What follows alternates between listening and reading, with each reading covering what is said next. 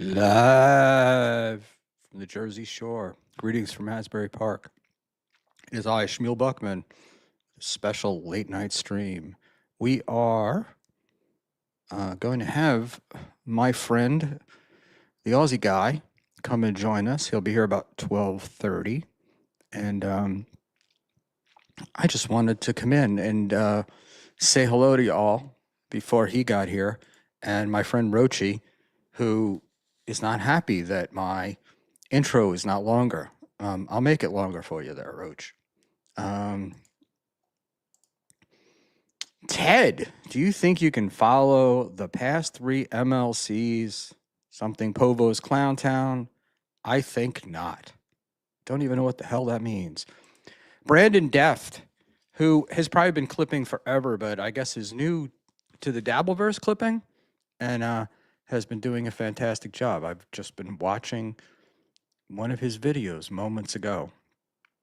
And so here we are. And I've got this camera problem again, but you know what? I look better blurred, so we'll go with that. And I hate looking at myself anyway. What's going on, people? So I'm very disappointed in the Dabbleverse these days, and I don't know why. I watched BYB tonight, and I saw them replaying the Adam Bush stuff, and this ESO stuff keeps coming back up, and kind of annoying. I'm finding it. It's almost like we're doing it because we need to own people, and anybody that's been affected by this shit. Look, there are jokes about it. There are jokes about everything. And there's a million. I will paraphrase Adam Bush, who I'm not necessarily a big fan of, but as Adam said, there's a million reasons to dislike Schmuel, and this one is not one of them. But I'll let that rest. And I've also been trolled, which is new to me. Getting trolled and trying to figure out who the trollers are. Schmuel also used it as a work with Bob too. I don't remember that, and I don't think so. But I don't really give a fuck who's doing it. It's kind of time to stop. Time to move on from this shit. And has anybody seen Bob's show? I heard he's doing something with Granny, but it hasn't popped up on my radar. Nobody's clipping it. So are they still doing it? Like, what's going on? And apparently my blue hat and blue background are causing a fuck up here. And I just wiped my mouth for those who are interested. Joe Biden. So now Joe Biden is covering up for the Shuleys now. Yeah, I don't cover up for anybody. I don't really care. I don't care about Schmuel. Like, you can go whatever, go fucking hard on Schmuel for all I care about. But this particular subject I find distasteful. And damn you, Sleepy Joe. Yes, I am sleepy. And one of our regular friends here is Cigarette Jones. Bob's laying low. Really? I didn't think so. Oh, maybe he's doing stuff with Perry Caravello. That's something I've never been into. And but man, I don't know if it still is, but I know at the Pottstown event, Perry was the goddamn star. And that's the deal. I did Roche said, unfortunately, Schmuel Buckman, some people won't let that shit go. And yeah, I totally agree with that. But I did think that Adam really did ask Quad a good question, which is Quad says he hates it, he hates talking about it. So Adam asked him why he brought it up. And Quad's response was because it's everywhere. And I don't know, I just didn't think it was a good response. But I won't pick on Quad. Turkey teeth. I didn't know turkeys had teeth. But I believe you. And there we go. So I'm going to stretch for the next 15 minutes. I wanted to get Sarah on, but I don't know where he is at the moment. He might even be streaming for all I know. He was on BYB tonight. So, and yes, I'm tired, but I promise to perk up by the time Aussie guy gets here. Turkey 2 times. Okay. I completely. Cigarette, you got me. I have no fucking idea what you're talking about, to be honest with you. And I don't think it's just because I'm old, but that might be. That might be. Justin Kemple, Dean. Don't know Dean. I'm really out tonight. I'm lost. Oh, Bob Levy, turkey teeth. I get it. I'm sorry. I am so sorry. I don't know why I missed that. But there we go. Quadfather is trying to make sure that what is being talked about around the Dabbleverse is covered. Quadfather hates all that stuff, but feels he has to cover it. That's my opinion on that. I disagree because it's the only place that I really hear about it. I mean, I hear other people doing it, but they're doing it just to own Schmuel, right? Like, we're not having like serious discussions about this. We're not talking about, can you tell if somebody is this way or not? And those things. And I also don't know what the benefit is to us, what anybody knew and when they knew it. But it's just a personal opinion. And I just think there's all these conspiracy theories that develop around it. And also the judgment that Schmuel should have done this and Schmuel should have done that when he found out. And I don't know. I haven't been confronted with this situation. I don't know how I would. I don't know how I would handle it. Justin Kemple, yes, but I don't want to. I didn't want to say his name. I know it's out there, but we'll let him decide. And besides that, I'm a fucking idiot, so I'll probably call him that like 5 times. The final boss. Thank you, man. Taking a shit and watching Schmuel. Name a better combo. It is cathartic. I will say that. Taking a shit is cathartic. All right, Brandon Deft. But if we don't point out the red flags when something is brought to light, people will ask, why didn't we see the red flags? But I don't know that there were there red flags. I guess we're going to find out, right? So, I don't know. Dox the fuck out of him. Come on. I'm not into doxing, and that's the other subject I wanted to get to, but I'm not really going to get there. I will actually get there. But Cigarette Jones, what do you think about Ray's Cabal? That's next up on the menu here, bud. All I'm saying is I'm seeing a whole bunch of red flags when it comes to Schmuel. I'm not really saying I don't see him.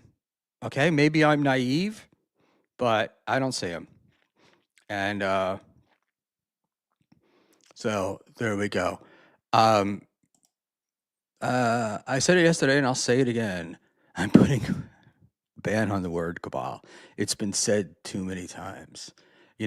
I was thinking with cabal, and then Ray last night with his Google thing, I was thinking the Elders of Zion. Do you guys know about that? It's a made up story about how these I don't remember the number, just 7 or 12 or some magical number of Jewish guys got together, and they're the Elders of Zion, and that's like sort of the original cabal in Western culture.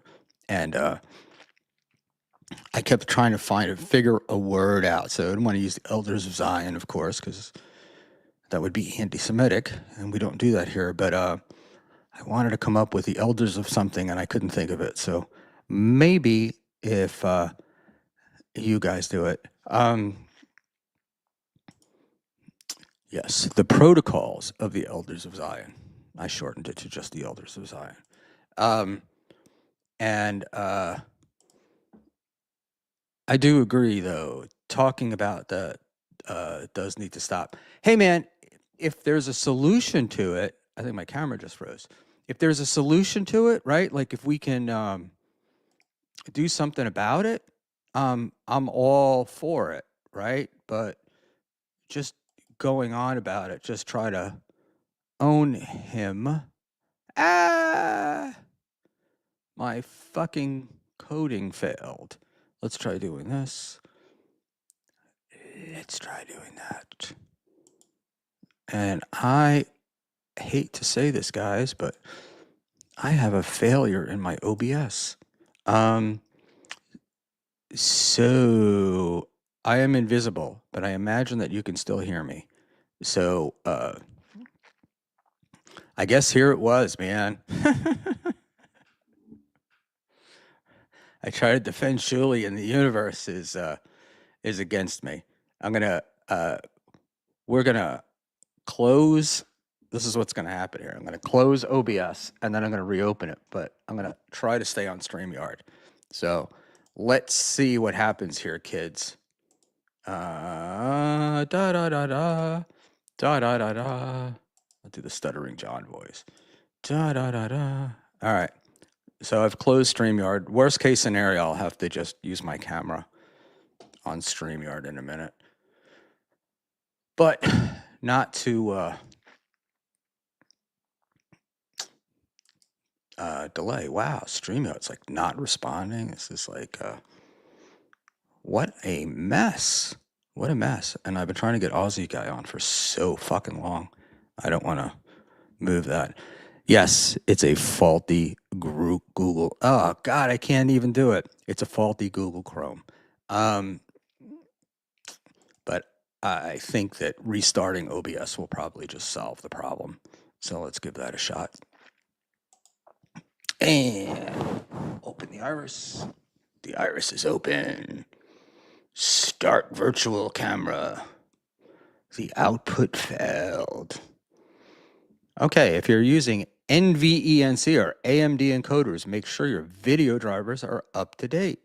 Oh my God. I wanted to get into the ESO vault and I can't get in there. So give us a second here, fellas. I will try something else because it's possible that I can pull it off another way. Let's see what happens. And let's hope my messy background doesn't come up. No, my fucking something videos are failing. All right, let's try something else. Let us go back to, let's go here. We will close OBS. Ooh, the lights went out. And we will go to settings and we will switch cameras. Let's see. How's that? There we go. I'm back. All right. So, yeah. Hey, man, if we have anything positive to say about this PDF shit and we can stop it and change it, I'm all for it. I just don't like it being used as, I don't like its weaponization. So, yeah. And apparently the cabal did not want me talking about it. And Deb is here. Deb, I hope you're feeling better. Great picture tonight. Deb essentially gave me a new thumbnail. She had a little time on her hands and made some AI pictures, and I really like the one of me. So I'm happy with that, and because it doesn't look anything like me. It kind of looks like me, but it's not nearly as ugly as I am. So I'm happy with happy with that. And yeah, and this is it's a question, Deb. Deb says, I'm more upset that the guy only got 5 years, and I can't figure it out. I am going to assume that he was cooperating with the authorities, and that's why he got 5 years. Because I read through those court documents, and what a fucking scumbag that guy was. And it also brings up the question, right? People were saying, didn't the wife know? Didn't Shirley talk to the wife? And whether he did or he didn't, she was cooperating with the feds. So I don't know if she could have said anything. And if you remember back to that time, Carlos Danger put out the docs, and he was trying to implicate her, and she had recorded those conversations. So that was the deal. Brandon Deft. Deb, did the doctor recommend a breast reduction to ease back pain? Brandon, never reduce the breasts. Never, never, never. So ketamine XX. All right. Ketamine. Sorry. It must have taken him 5 years, more than 5 years to obtain the photos he had. Yeah, I don't know. But I do know, and, we all have sources in the Dabbleverse. Some are more legitimate than others. People send me shit in DMs, which I think a lot of it is bullshit. But I am told that there is a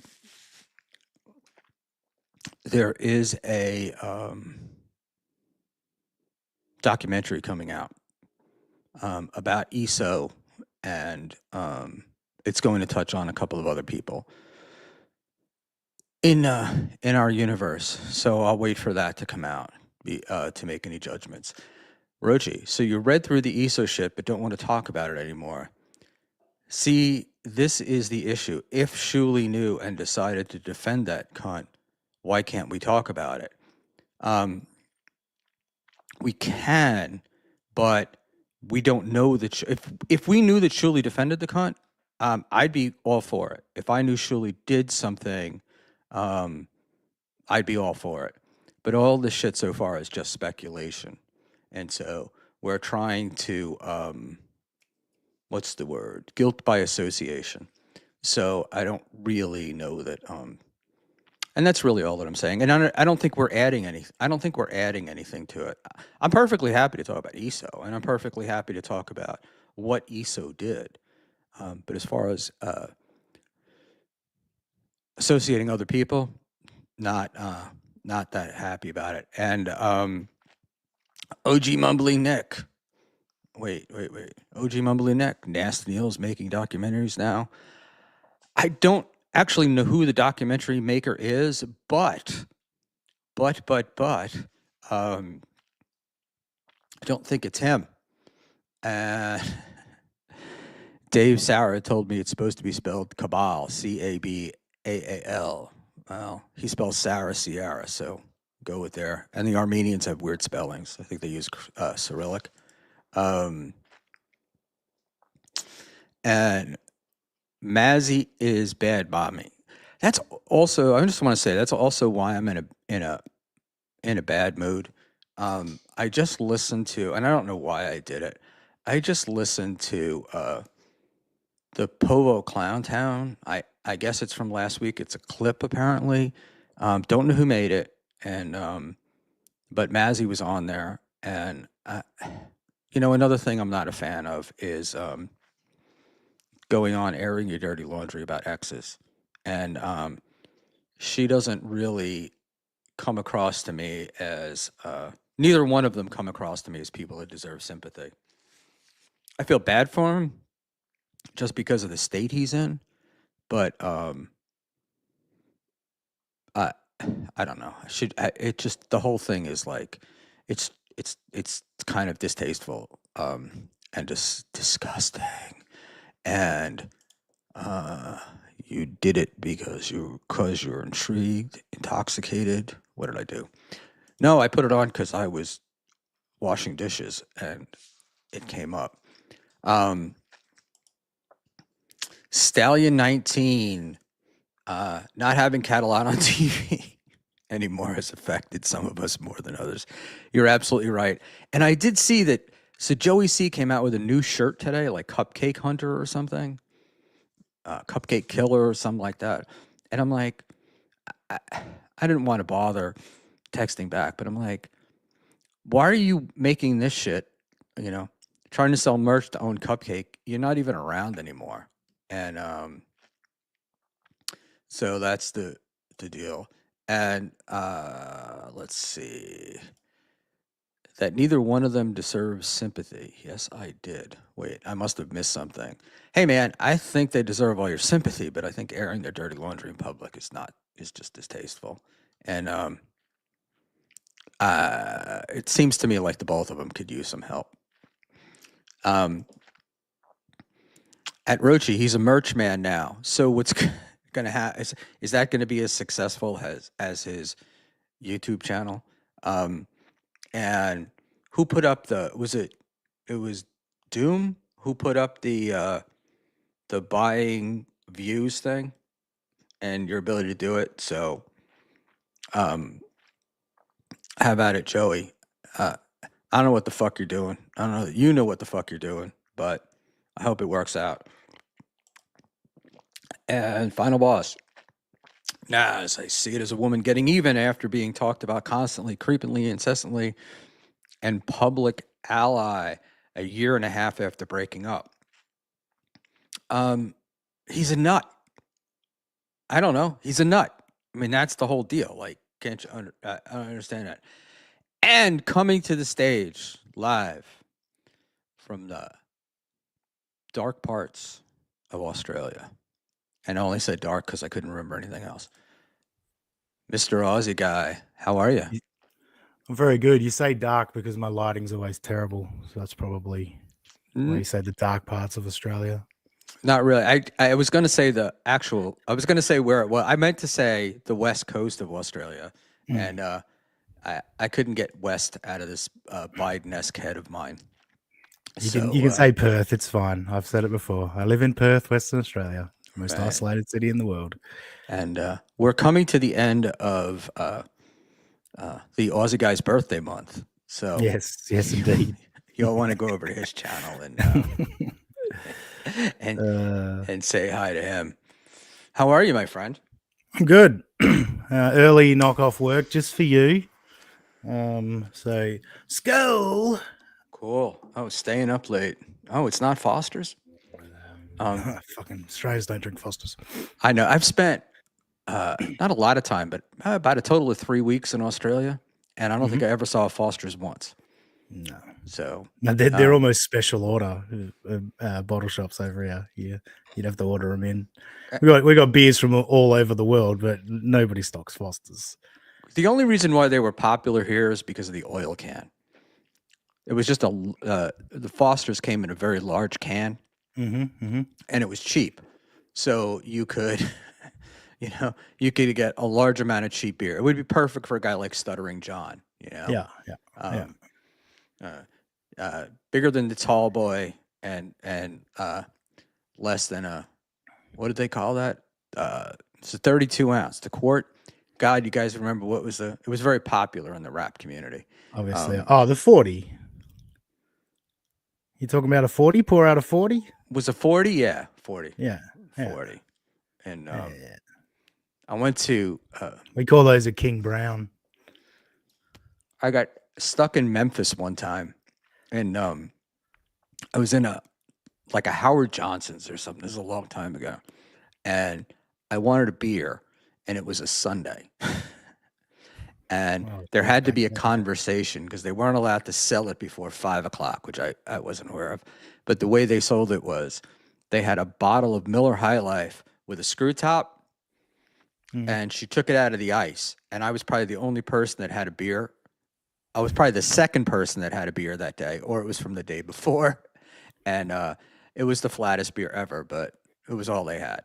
So it blows my mind thinking back to the days because, like in my early life growing up, not a lot of things were open on weekends and on Sundays. And then it all started to develop, whereas now you can get pretty much anything you want 24 hours a day. But yeah, back in the days of certain times not being able to go buy a beer and all that shit, it's very bizarre to me now.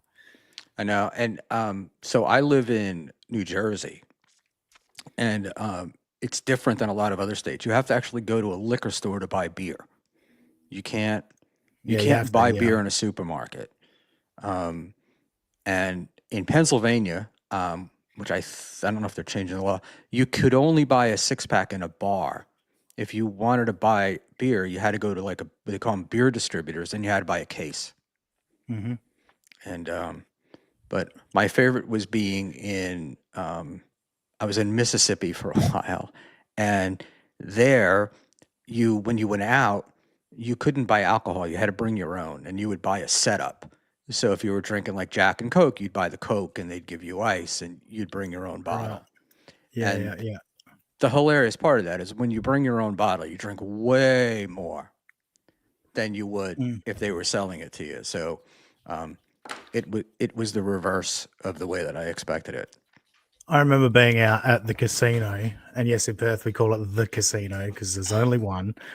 They've got a monopoly on that kind of gambling. But anyway, I used to like to get a double shot in a pint glass. Right, so I'm not looking for a double shot to get drunk quick. I just I would like the drink to last a bit longer, you know. Right. And so I ordered a double shot in a pint glass, and they said we can't do that. We can give it to you in a regular glass. And I was like, isn't that like way worse? And they're like, that's the rules. And I was like, all right, can you give me 2 single shots and a pint glass, please? An empty pint glass? And she goes, yeah, fine. And so then I just poured them into the pint glass. I was like, what a ridiculous fucking chain of events that we just went on for me to get what I actually fucking ordered.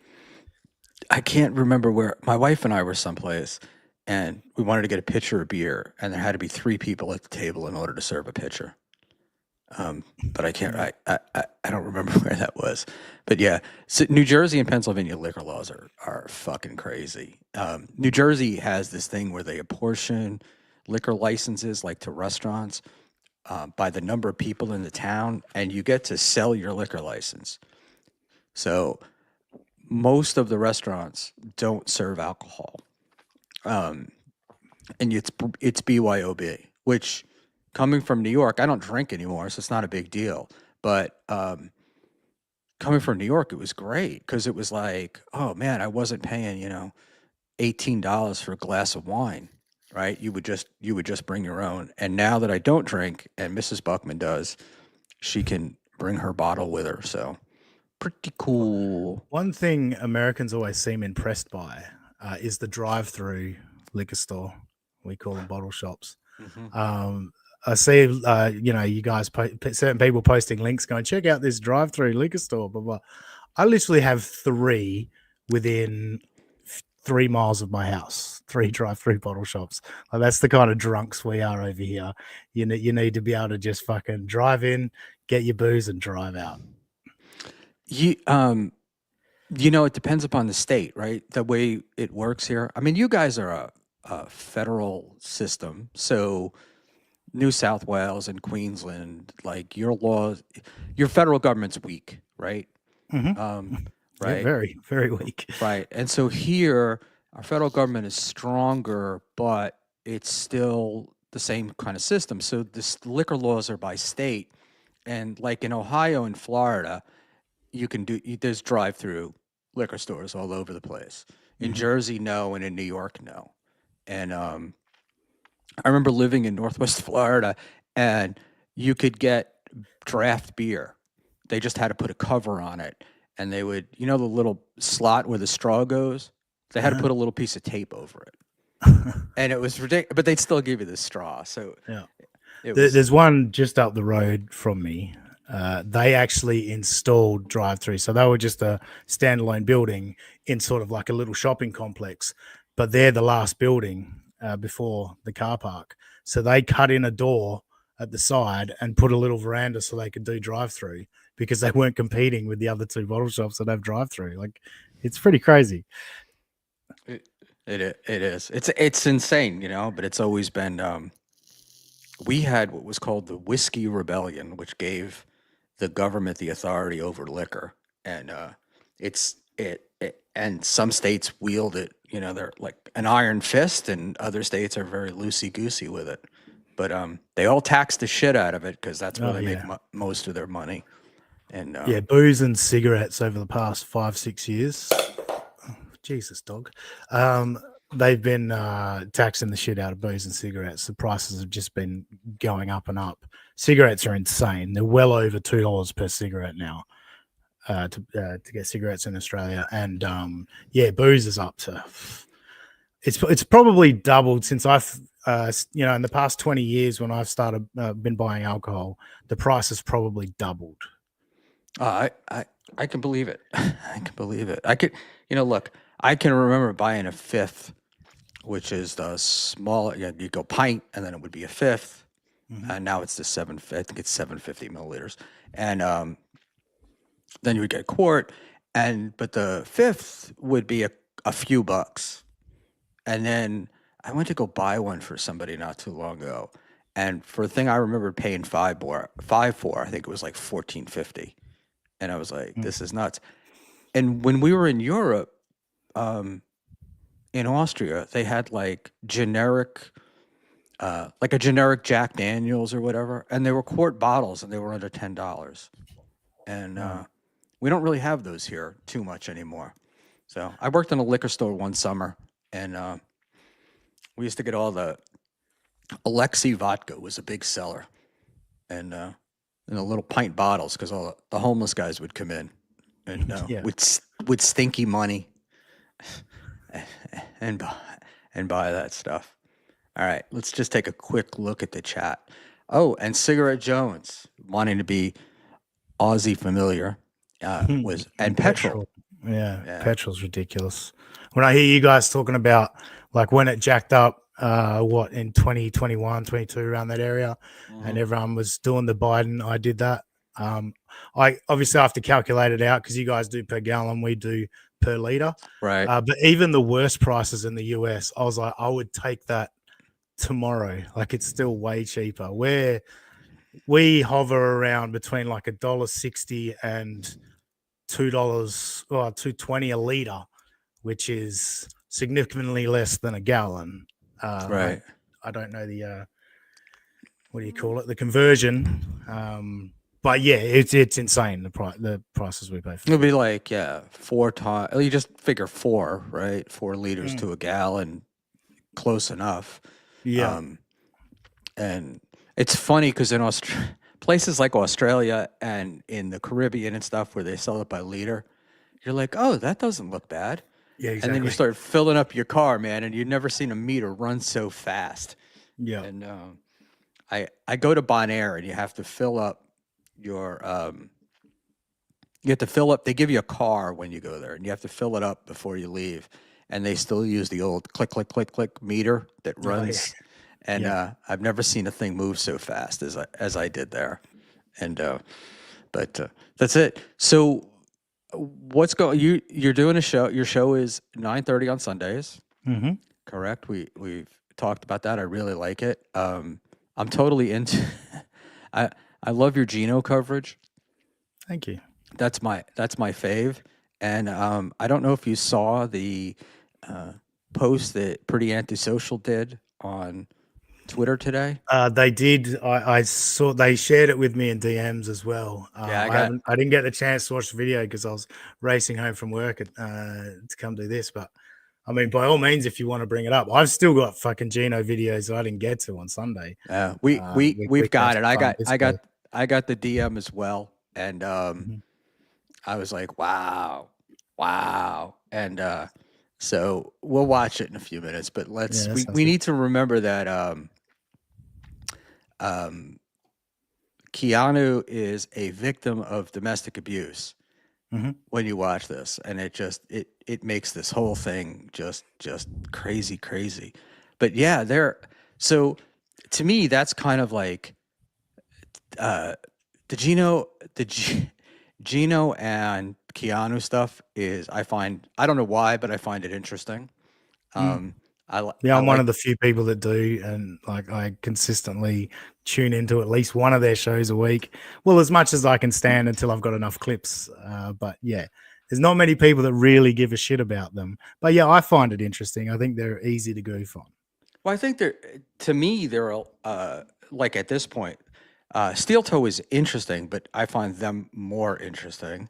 Um, Right now, and for sure. Aaron's got real cocky, and yeah, there's a fine line between him playing stuff up and actually being a dumb prick. And at the moment, I think he's doing a lot of playing stuff up, and even he knows he's full of shit. well, that's what it's a very Brennan-esque, right? The numbers are down, so you start doing whatever you throw whatever you can against the wall, hoping some of it sticks. Yeah. And I'm watching Brennan today, and he's got Clearwater chat on from a car with bad cell service, and I'm like, this man was once on Saturday Night Live, you Met know? Jake Hudson the other day too, didn't he? Oh, I don't know. I don't really watch him enough. Uh, I'm more like just shitting on him for his numbers, but I don't like the I way. used to think, fuck, it'd be good to get on MLC. And then what's been happening over the last couple of months, I'm like, well, what does it say about me then with who he's having on? It's like he'll have anyone on. So it's not necessarily as the boost that you're looking for, but it is more eyes than I would, than I can get on me. So, well, what the fuck? He's been shitting on me pretty regularly. Um, but the deal is he takes down every show, right? So there's no legs to it. So if people didn't watch it live, they're not going to get it. It's not like having somebody else popular shitting on you. Um, wow, somebody else had an OBS problem. No, I'm not on OBS. I just went Oh, and the camera just went blank. I don't know yeah, why. your OBS, the OBS logo showed up though. Yeah, no, Um, I switched over to OBS to switch back to this. See if the camera would come back, and it did. I don't my know what that's about. bef- before you came on, my OBS shit the bed, Did and it? yeah, I said I needed. So I'm on stream. I'm just straight on StreamYard now, not going through OBS. Well, I And was considering going through OBS to say super tips are open if people want to super tip the show, but I'm not. I'm not going through OBS. I am sitting here. I won't show it, but I'm sitting here before I went live reading my super tip manual, and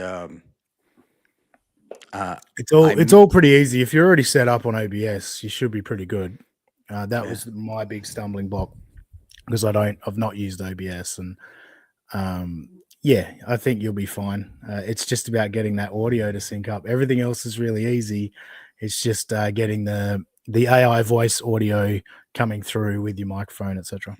Yeah, I just also too I don't I'm thinking about how I want to see how to integrate it, right? Cuz Mm, I do about half the shows I do are just chat driven. yeah. So I'll just do chat and stuff. So I want to figure out how to get it in without it becoming like I don't want people to feel like they have to super chat or super tip to get their comment read.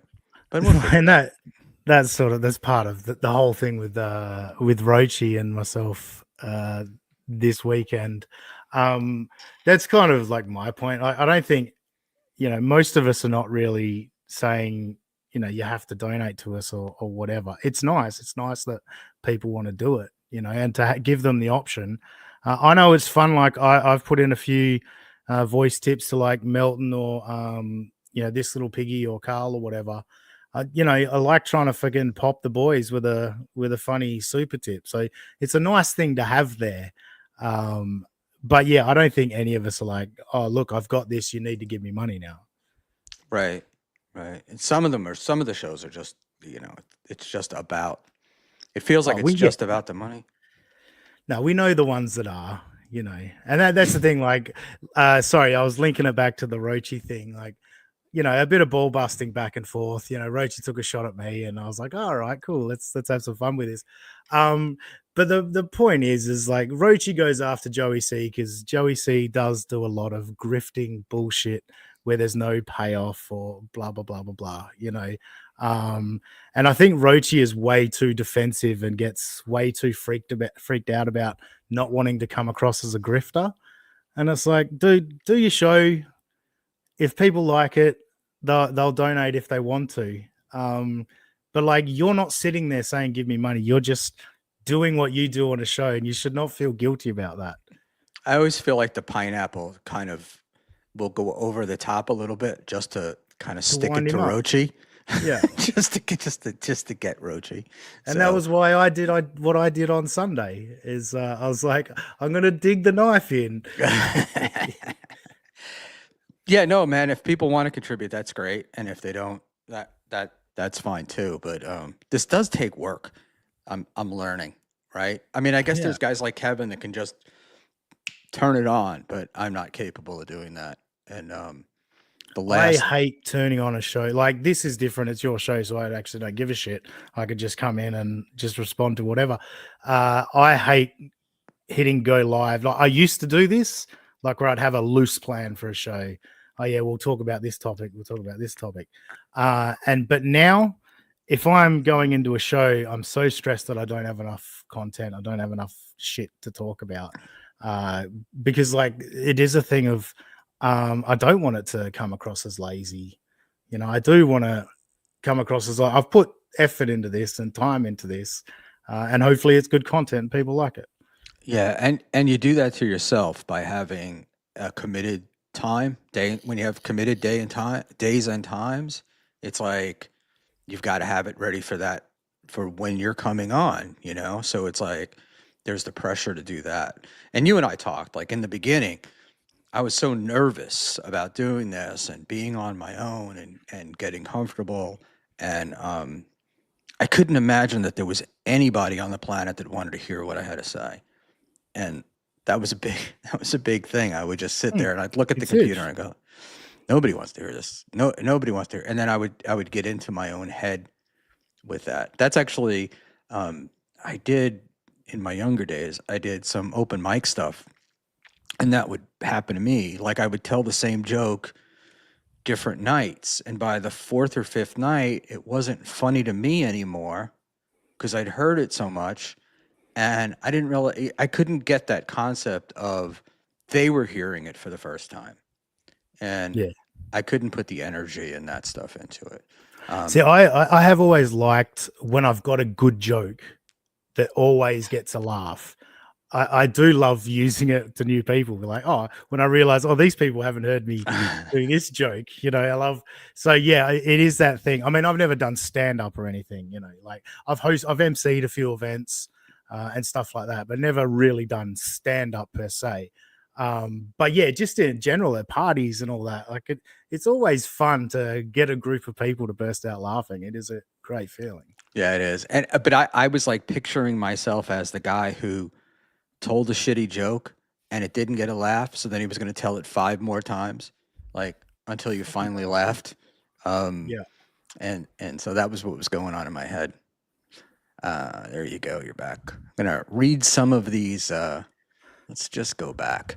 I like Deb's comment. I posted it, but I'll read it again. OBS seems like it has a learning curve to it, but if Schmuel can figure it out, so can I. Um, yes, I am. I am the bar. I am the bar that if you feel like you can get over the bar that I did to be able to stream, anybody can stream, and even an old guy like me who never really did this. And Brandon Deft. I hope he doesn't think I'm trolling him or something with those clips. I think he's a good dude. I don't know who we're talking. Oh, he's talking about. Mm. Oh, Brandon is talking about Karmic. Oh. I think Karmic's pretty cool. Karmic's having his moment, and Steel Toe went all in, wanting Karmic to co-host a show with him, and today, and I kind of think that Steel Toe's a bit toxic. I wouldn't want to do, but he's going to teach. He's going to teach Karmic everything he knows. You know So that yeah, old. he's found something in the Kevin Brennan area that he thinks he can latch on to and get some. I guess maybe get some of the Kevin Brennan people. What's the deal? I don't know. I've not seen this. Um, I don't. I don't. Wasn't. I don't think it was a clip. I think it was the actual show. But there might be a clip, and if somebody knows about it in chat, Hmm. they can put it up. They can tell me what it is, and I'll pull it up. But he had Karmic in the screen, and he, it's like, oh, this guy's got something, and he's a loose. If I remember correctly, it was more like he's a loose cannon, but I can show him how to do this, Yeah, yeah, you yeah. know, and I look. The thing about Steel Toe is the guy. He's able to talk for 2 hours or whatever it is, so he can hold the show. Um, he can hold that he's proven to he's proven I don't know he's proven that he can do it and do it successfully. Um, but I don't know that he can. But it doesn't seem like it's lasting. You know. One thing I'll say to Karmic, if you're watching, the first sign that you come across as a dummy is that Steel Toe wants to get into business with you. That's he thinks you're stupid and you can be manipulated. So Exactly. that's all I'll say. We've seen it. The people that Aaron's had on his show as co-hosts, they're not exactly superstar shining talents, are they? No, they're not. But I mean, they're also serviceable, right? Like Corey Adam was Hmm. serviceable. Um, Corey Adam was probably the funniest out of all of them. right. He actually does stand up. He opened for Nick Swartzen. Like he had the most to him, but then when he left, he didn't actually do anything. He didn't try and make anything of it. He just did these lazy streams and then went away. Yeah. He's down in Austin, right? And he Yeah. was doing. He's like had 7 or 8 iterations of a YouTube channel. He's done the one where he's delivering RVs, and we were going to be interested in that. And then he was like, Trucking with the taste, walrus or something. yeah, and then tasting burgers in different burger places, Mm. and reviewing them. And there was nothing there. So I don't know, but he was the funniest of the steel toe guys. And I never understood. I don't really know what the leaving was. Like, I don't remember if it was. I always thought that he brought April in because his money was drying up, and these guys wanted more money. And money was the reason why Corey left. But God only knows, with steel toe this. He's changed the story about April joining the show multiple times. Oh, I know. But I specifically remember when Corey left. And it was the early day. It was really early on in Melton doing the snipe streams every morning. And Melton picked up that Corey was watching the NLO stream. He had it up on his phone or whatever. And so Melton started typing messages to Corey. And Corey started responding. And Melton said, "We're going to give you half our super chats today. You're getting paid." And so Corey started doing stuff on the show that Melton requested of him. And then when Steel Toe found out about it, obviously behind the scenes, Steel Toe fucking lost his mind. And I think at that point, Corey was like, "Fuck this guy. Like, I just got paid and it was a bit of fun. Like, it didn't do any harm to your show. So that, fuck you, man. I'll try and do my own thing, Steel toe has no sense of humor, and he can never be outshone, right? He always seems to have somebody weaker than him. He needs somebody weaker than him. And I stand alone, at least I think I do in this. I thought April was coming into her own. Like, I thought she was, I don't know. I thought she was starting to pick it up, and April was better than Johnny Crutches and Matt, and the show was better when April was on it. 100%. April was garbage. Like, she didn't belong there at all.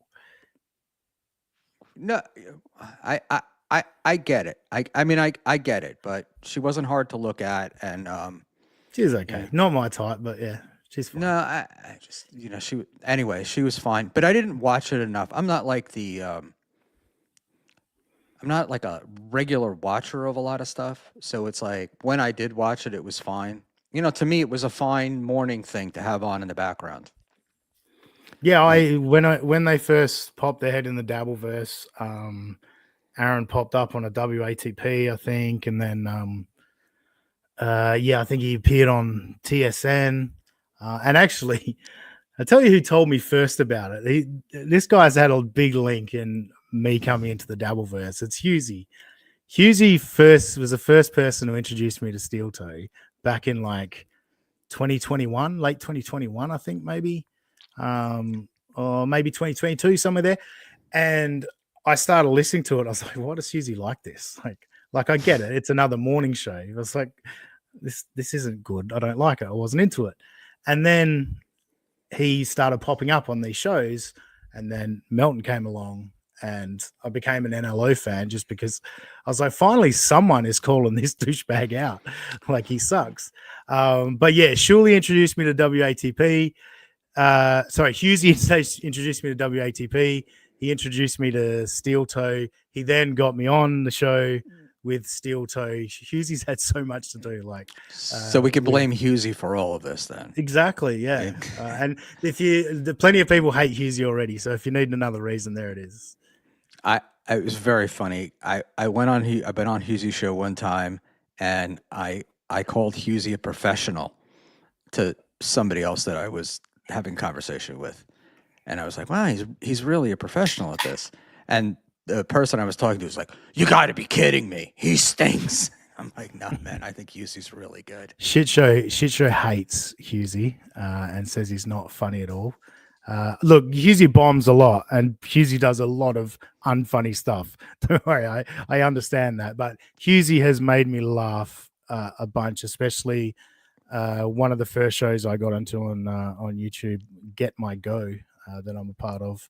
Husey's made me laugh so much through that show. So Husey is funny. It just, he's a lot of swings and misses, I guess.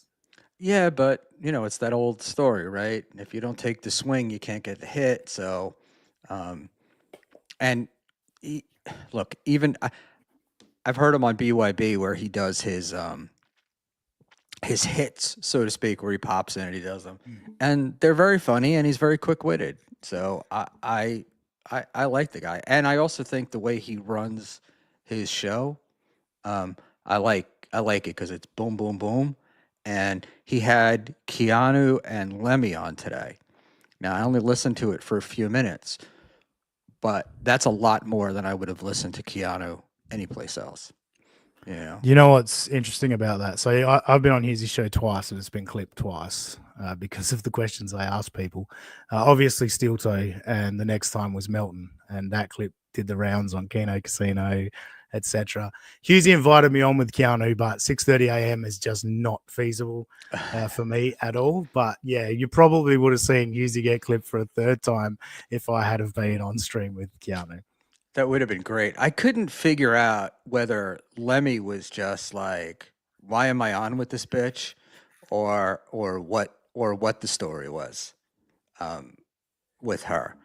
But in my short viewing, she didn't seem terribly interested in it. But what can what can I say? Um, Lemmy's chilled out a lot, I think. Like I remember I first found out about Lemmy when I first found out about Steel Toe. She was a mod in the chat and mhm. was always defending him and all that. She was a fan. And I think she used to go at people and be a lot more savage with people back then. I think she's really mellowed over the last couple of years, and now she's just more like, I'll hang out. Roach, you're right. Lemmy is the best. She's great. Yeah, I think she's just more happy just to chill out, and she can't really be fucked with, because the Lemmy of 2 years ago would have had some fucking serious hard questions for Keanu today. Whereas I think now she's a bit more chilled out, and she's like, I don't need this shit. I used to enjoy Lemmy on BYB because she would sit It there. was great. She would not say very much, but when she was one of the few people on BYB that when she piped up, it was spot on. Oh yeah, Yeah. yeah. And that was the difference. And I remember Brennan going, at one point he was watching the show or a clip and he's like, "What's with her? She doesn't say anything. Like what's she doing there? She doesn't say anything." But when she does say something, she usually Poignant. hit it right on the, or hit the nail right on the head. I find it insulting when people only like people who like who they like, right? At Luigi Greenberg. Yeah, this is my that's one of my things. I find that if we'll use Aaron and Nick as an example. If I say something negative about Aaron, it must mean because I love Nick. Yeah, it's And stupid. if I say that, and it's and I also don't care who you like, right? Like if you like Shuli, that's great. If you like, quad, whatever, it's great. It doesn't mean you. To I me, mean, it doesn't I mean you draw the don't line at disagree. quad, but yeah, that's fine. Yeah. I know. I only said that because I see him No, in the yeah. chat, And I and only said that because I saw him in the chat. Yeah. yeah, and I was listening to him tonight, and I thought that he was asking Dave questions. Say it's Sarah on, right? So you got two talkers, and he's asking Dave questions, and then he's answering the questions. And it's one of the few times when I've seen Sarah not be able to get a word in edgewise. So that was pretty funny. And do me a favor, just talk for 1 second. I just want to open my door. Okay. Well, I'll say hello to Quad and say it's very difficult to get Quad on my show because it's 6:30 a.m. Where Quad is, but I would love to get the Quad Father on the show. Rochi's here. Quad Father hates criminals, so the Aussie guy is fucked. Well, that's a shame. Thanks, Rochi. You didn't show any porn while I was gone, did you? No, I just quickly pulled my dick out, but no one can see it anyway, so it's fine. My wife is away for a week, and I'm smoking in the house, and I'm all of a sudden getting terrified that she's going to find out. You mentioned that the other day. You're like, you've got a few days to air the house out. I was like, you're fucked, dude. She's gonna know instantly. You got no chance. Absolutely no chance. I've got more more sprays and uh, deodorizers. So, and I have the Yeah, it's stuff gonna that stand you like smell like stale deodorizers and like. As cigars when long she as it walks doesn't in. smell like cigars, I don't really care. No, She'll come it'll still smell like cigars. It'll just have a fresh a flavor to it. a layer of other stuff. And tuna. No, get Yankee candles. Tuna, if you could see the area that I'm looking at, there's about four of them burning um, I think right now. bicarb soda. You'd probably need a lot, but bicarb soda is good. It sucks the smells out of a room. What is You put that? a bic. I think it's bicarb soda, bicarbonate soda. Oh, bicarbonate Um, soda. Yeah. yeah, yeah. I believe you put a bowl of that. It sucks some of the smells out of the air. I've been told. I've done it. I've I done it in vehicles, and it did seem to work. I use I have the stuff that hotels use to get the smell of smoke out, and that stuff works really well. So, but I didn't know it's Sorry, Rochi makes a great comment. Yeah, it's not like there are two live streams on YouTube of Joe smoking inside for your wife to watch. I assume she doesn't watch the show, that's what I was gonna uh, say is the joke's on Rochi because she wouldn't watch this shit. but it is a funny comment. I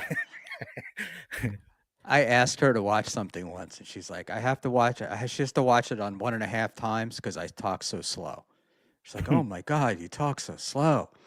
I'm like, all right," but Yeah, sometimes you can hear the hamster fucking running when you're trying to figure out what your point was. mhm.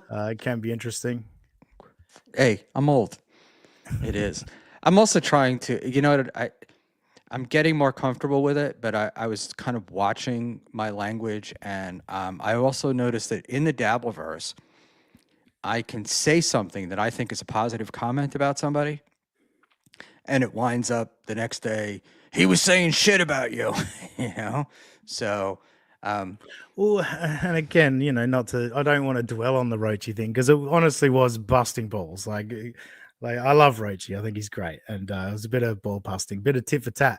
But there were people that generally like these guys are fighting now or whatever. It's like no, there's no fight. Like it's just like I don't know. I grew up playing sports, and you always fuck around with your teammates and make jokes at everyone's expense and all that bullshit. Like that's all it is to me. I knew Rochi would take it well, and he did. And he fired back and all that. Like it's part of the fun. Like I think people get a bit too sensitive. It's like no, we're friends, just busting balls. right. And in this universe, like, um, we're all learning, so it's like, and it's just it's part of it's like playing sports, right? You did it wrong, somebody's going to call you a jerk for doing it wrong. Guess what? You're not going to do it wrong the next time, right? Like, you learn it. That was one of my things with Stuttering John. Was he would always say, we're just busting balls, we're just busting balls. And the guy, I've watched videos from back when he was on Stern, the guy never knew how to bust balls with people. He'd always go right for the 100%. throat, and it rarely had anything to do with what you were, what the It would be circumstance was you were completely talking. unrelated. It was just something he knew about you that was really fucking negative. I just listened to a great compilation, and I wish I had a fucking bookmarked it or followed the channel or whatever. But there's a 4.5 hour, 5 hour compilation of Stuttering John's war with Compound Media, and it's fucking Kumia and Artie just fucking bang bang bang, and I'm like, this shit, like this is the Dabbleverse before the Dabbleverse, but it's like two of the funniest guys to ever broadcast are the ones doing it. I highly recommend it. I don't even know where my phone is. I'll try and find it on my phone and I'll send a link This, to yeah, it's check not it out. new, right? This has been up for quite a while. That I'm one. not sure. This one seems like it might be a new one. Because I listened, there was one of them that I listened to early on when I was trying to figure out what was going on in the Dabbleverse and just finding out about Stuttering John. So I'm old enough to know Stuttering John, and I probably listened to Howard Stern when Stuttering John was on, but I don't ever remember Stuttering John being more than the guy that asked the stupid questions. And Yeah. but other people are like, no, no, no, he was, they're telling me he was an essential part of the show, and I'm like, no. Um, I didn't think so, but I haven't listened to Stern in so long. Probably when he went to satellite is probably when I stopped listening. So that's, you know, that's like Yeah, I most of mean, his career. I was aware of Stern. Like he did, he became that big where he was sort of global. But yeah, I didn't know anything about the show. Obviously I knew Stern and Robin. I was aware of Robin. Hmm. The next one I knew of was Beetlejuice. Because Beetlejuice did some stuff with WCW and Vince Russo was writing for WCW, and Russo's a huge Howard Stern fan. He got Whack Packers involved with WWE as well. So yeah, I knew about Beetlejuice, but I didn't know anything about anyone involved with the show and all that. It's all been through, first WATP and then everything that spawned off of that and the Dabbleverse. Going back and watching stuff now, no, he did like there are some really funny bits. Now, again, it's mostly John just getting dunked on, but it's funny and entertaining, and that's what Howard Stern did. He hired all these fucking mentally broken idiots and made entertaining segments out of it. Yeah, and as he's gotten into his 70s, he's trying to make amends for all that, right? That's why he's turned into the person that he's turned into. So Uh, Rochi, keyword was. I did grow out of it. was Yeah. yeah, I'm amazed at the number of adult men in the Dabbleverse that know so much about wrestling. I just Look, it is fun. Like it's like this shit. How often do people talk about doing works? It was funny. Like Roach was saying, is it a work? Is it a shoot? Fucking da da da. Like that all comes from wrestling. Like this is all wrestling drama. We just don't have the 30-minute match at the end of it decide who's champion. That's why Aaron goes on about it. It's just drama. It's theater of the mind. You know what I mean? Like yeah. I don't know. It's fun. when I was a kid, my dad had worked at an office in Manhattan in these old buildings. It was like studio space, and there were there was a wrestling, not like WWF or anything. It was probably pre that, but it was wrestling, and it was still like it was real, quote unquote. And you would see the wrestlers walking in and walking out of the building. But that was a time when I was growing up as a kid. That was the argument. Is it real? Is it fake? Is it real? They have to call it an exhibition because it's not real, you know? But that was also in the time before boxing. Boxing used to have like one association. So you'd have the heavyweight champion of the world. And then Don King and those guys get into it, and you got 87 different boxing federations, and nobody would. And it was just such a scam. And it was funny because wrestling got popular, and I guess Vince McMahon came in, right, and changed Mm. it all. And Yeah, well, wrestling kind of went the opposite way, where it was all the territories throughout the 60s, 70s, and 80s, and Vince was just the New York territory. Vince Senior and WWF was the New York area on the Northeast, and NWA was just all across the southern states, etc. And then when Vince Jr. Bought the WWF and said, "I'm going to take this global." He started buying out all these territories, and it went the opposite direction of boxing, is where all these little federations all just became one fucking giant global entity. yeah, they really destroyed boxing. I mean, it was a huge thing, and it's gone now. You rarely talk about it, and if anything, like UFC has replaced it. And I I've think never. boxing is still fine. It's got away from, or not got away. It just doesn't seem to be the fun, either talent or personalities that are really driving it. And again, Muhammad Ali took his gimmick from Gorgeous George, a wrestler. Like the, the, Right. the most important thing is to sell tickets. You got to sell tickets first, and those guys understood it. Ali and Frazier and all that, they understood you got to sell tickets. These days, it's like, all right, it's just so formulaic. And you need some personalities to come out and make people go, we need to fucking see this. So my friend my wife's friend that she's in traveling with, her fiance is a boxer and a boxing coach, and he's really into it, and he's really into the, um, taking kids off the streets and turning them into boxers and stuff like that. And uh, Wait, is this Scott? Is this guy's name Scott? he's Does he live in it's Minnesota? he's like, oh my god, he's like Scott but younger, and he's a really good guy. Um, Well, but golly gee, sounds like a great I guy. well, he's got the Philly accent, which I can't do. It's got the Schmuel. But I'm working on my coach Scott. What do you think of it? I think Well, it's pretty. golly gee. Yeah, it's a little too formulaically Southern, but you Yes. got to get more. You got to get more Northwest. Yeah, Um, people need a super tip. Actually, I might see if I can get Coach Scott's voice so I can use it as a grift on super tip. But yeah, if people keep super tipping me Coach Scott stuff, I can work on it. the Coach Scott, It's the uh, best AI the voice. Coach It's Scott, so good. yes, is so. My two favorite AI voices are Coach Scott and Retarded Rosie. The Slow the wife, yeah.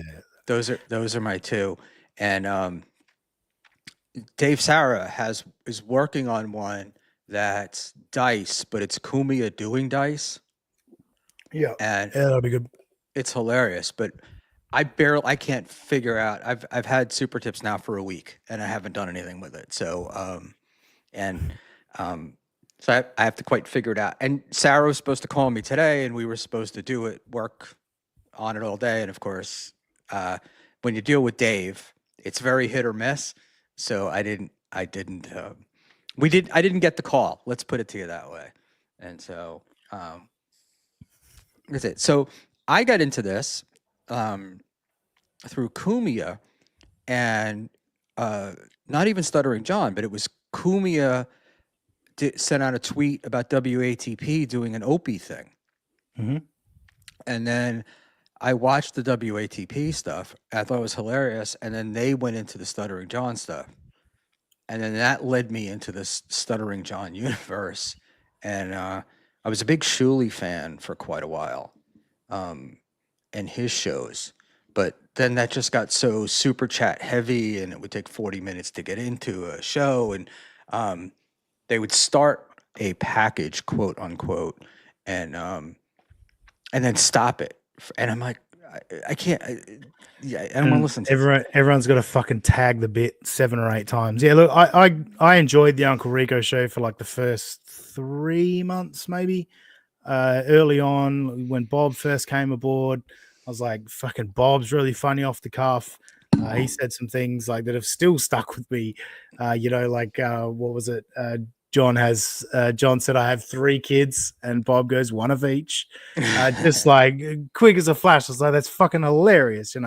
But after a few months, 2 things happened. One, start to notice the formula. You notice, Bob's fucking keeps trying to sing songs, based on what John just said, and he's going to say something, and Shuley's going to sort of tag it with kind of the same joke, but just rewording it a little bit. And the other thing that happened was Dabblers Anonymous started getting like arcing up and saying, "You guys aren't crediting the people for these clips that you're using. Like you're just taking the clips from Dabblers Anonymous and using them to make your show. Like, how about giving some people some credit?" And that's when they stopped using Dabblers Anonymous and were hiring producers like Philip Joe Russo and others to start making their packages. And that, to me, I don't think they make good packages like to make fun of, let alone like have the guys to make fun of it. That back when they were using the great clips that people like the clippers of now do, people like Doom and Stalin 19, and that people like that were on Dabblers Anonymous, 2 years ago, just making awesome compilations that are like perfect to goof on Stuttering John. After that, I started to find the Shuley Network pretty boring, pretty stale, pretty predictable. And then there's some things that they've done that's just made me go, ugh. Like you're actually pretty shitty to people when you feel like your back's against the wall. Yeah, yeah. I think all these guys can be. They can be nice, but they can also be pretty shitty all at the same time. I mean, I like Shuli. I'm friendly with Shuli, so I'm not really gonna shit on him. But at the same time, yeah, I get it. Just I don't know. It just faded away. I was blown away, and this is gonna sound stupid, but when I went to Pottstown, um, it was a shit show, right? Like it was all Mm. fucked up. The audio was fucked up. There was like an hour and a half wait. It was, and um, a lot of the audience had been hoodwinked, right? So the TSN audience was there because of the Stuttering John stuff and the comics that were coming. And more than half the audience were there because of Perry Caravello. Mm-hmm. And they knew nothing about these other people. Um, and it was just, I don't know, it was just a fucking mess. And that's where I met Iso actually at that event. And with his infamous visit to tell them he was leaving. And Well, so that's the thing this week. We're going to talk about shitty things, right? And it's not a defense of Stuttering John. Fuck Stuttering John. He's been a shitbag, right? But even this week, and even Shuli's trying to spin it, they made a big deal about John getting a photo with that Rob Feinstein or Feinstein, however you pronounce it.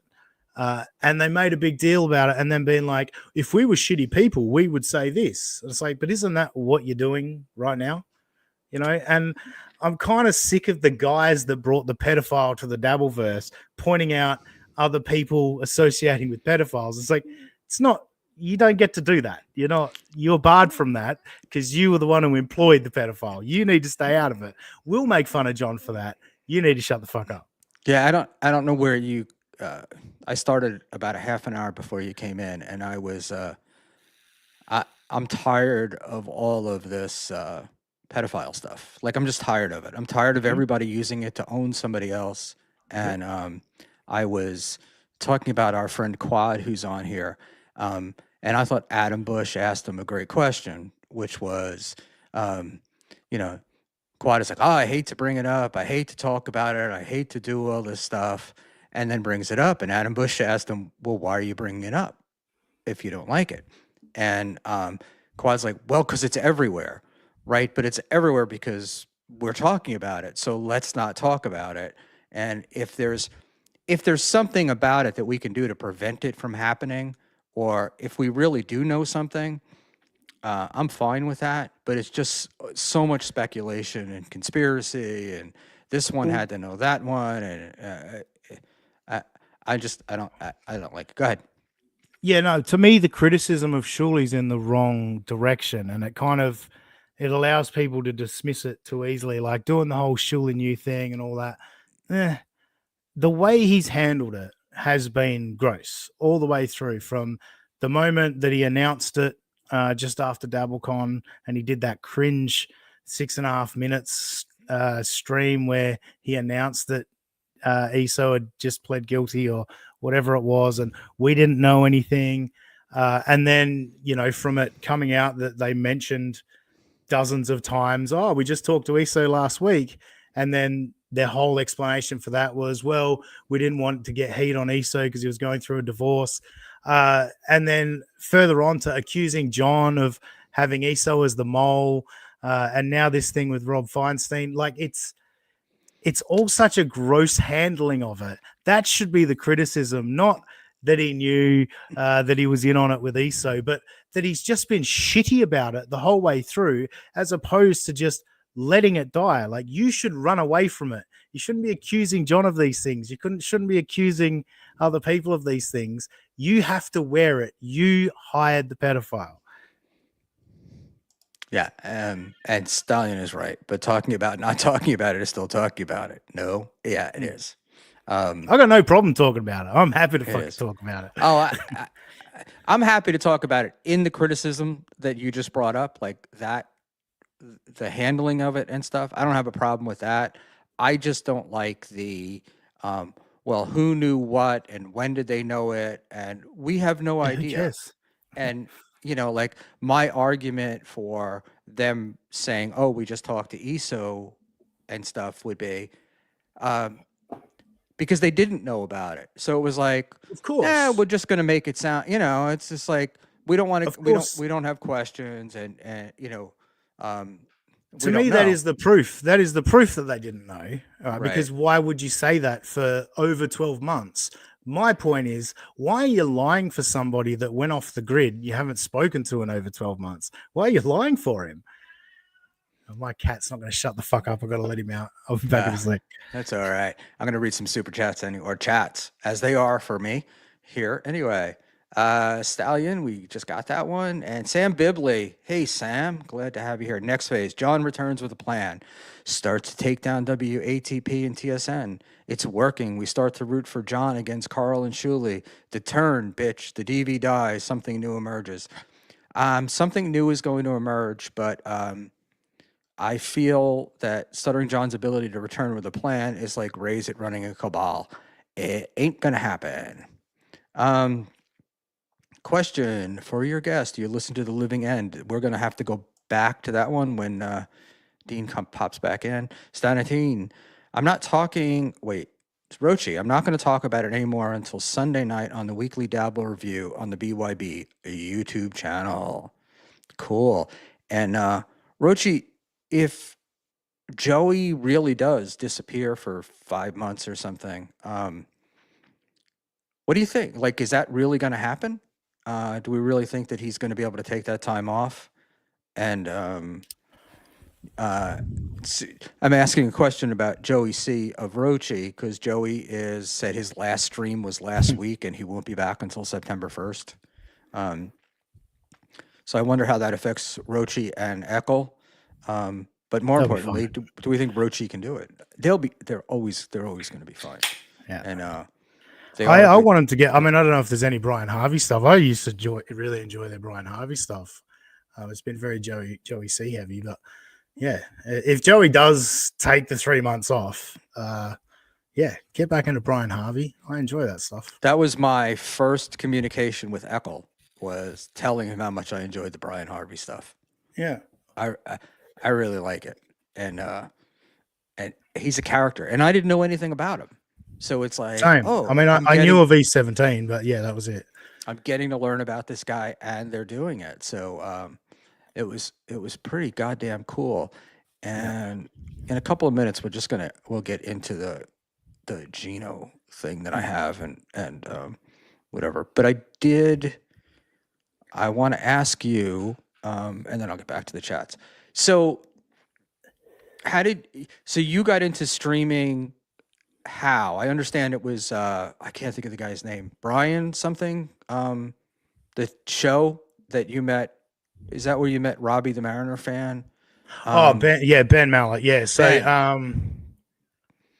wait, Ted E wants a question asked of me. So if you want to look for that. Oh yeah. So originally, The Living End, yes. Yeah, I love The Living End.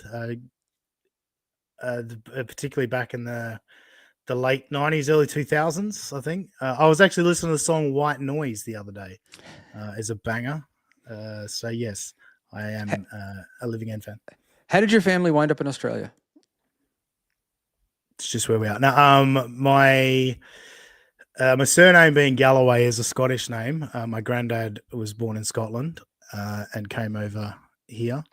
And everything else, we are very much just like Rochi jokes about me being a criminal and a convict, but most of the rest of my family is pretty much well and truly entrenched in Australia for many, many generations. So, yeah, we were probably, my ancestors probably were originally convicts that were. Wow. So you go back really far. My wife's family, big part of her family is in Australia, and they're all Greek, and they came after World War II.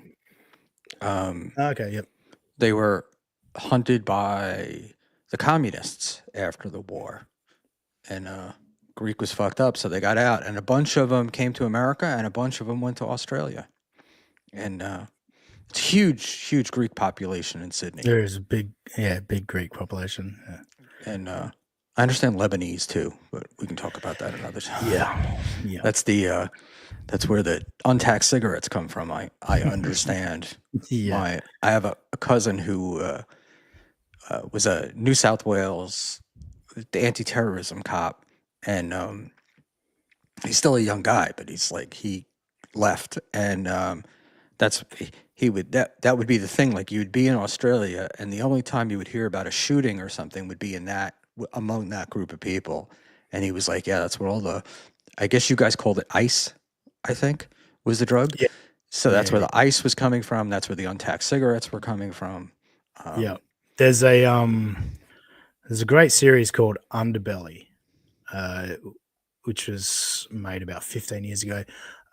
Television series, and it's about the organized crime, the drug trade in Melbourne in the mid to late 90s. mhm. Fuck, man, that shit got crazy. Like, a couple of the dealers got gunned down at their kids' football game on a Saturday morning. They were sitting in a car watching their kids play football, and they got gunned down. That shit got fucking crazy and wild.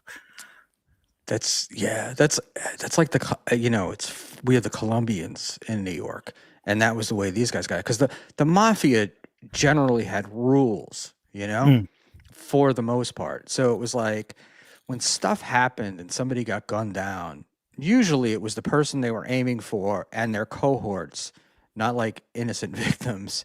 mm, And the Colombians just didn't give a fuck. mm. And so it would be you'd you'd have like one guy that they wanted to go after, but like they take out his whole family.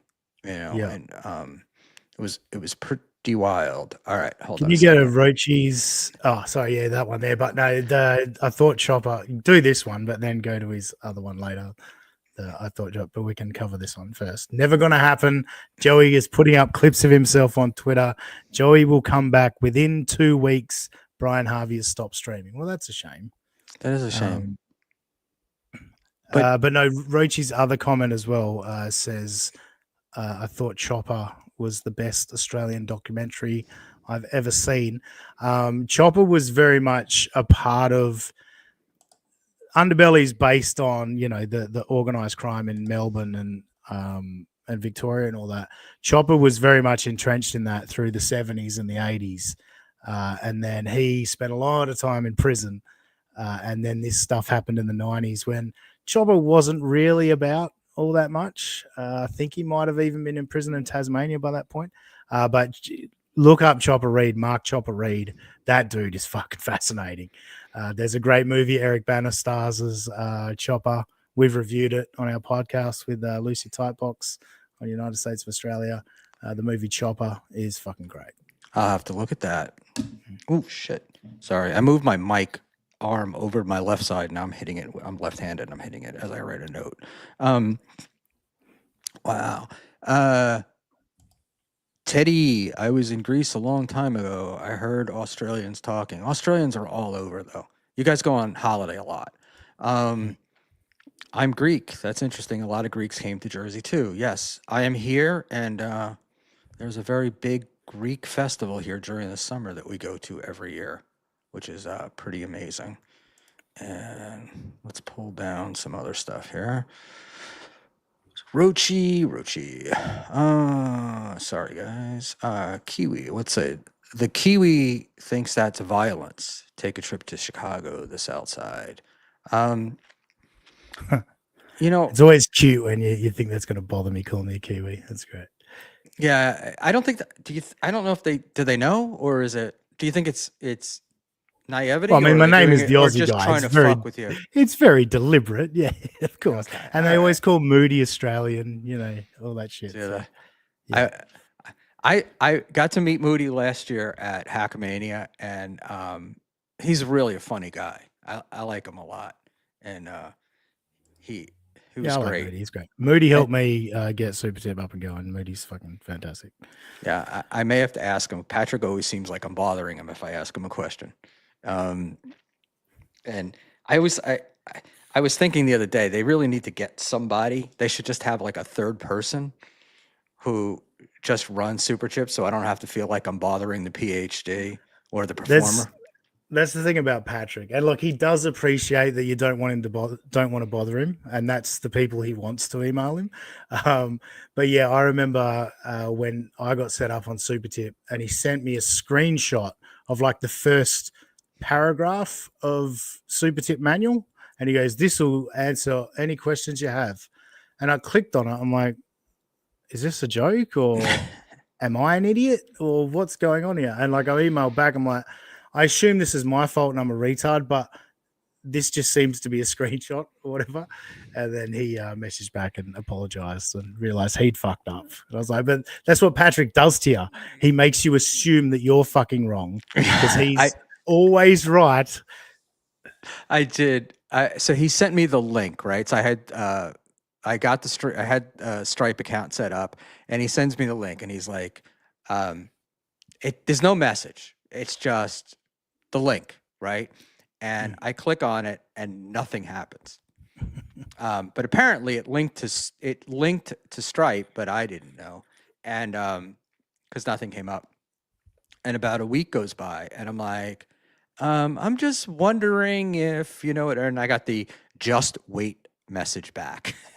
And then one day an email popped up in my mailbox with the guide and being ready to go. And now I think I want to translate that guide. I don't know how the hell Joey C was able to. Somebody had to help him because I'm not a dumb guy, and even I was like, I had questions about it.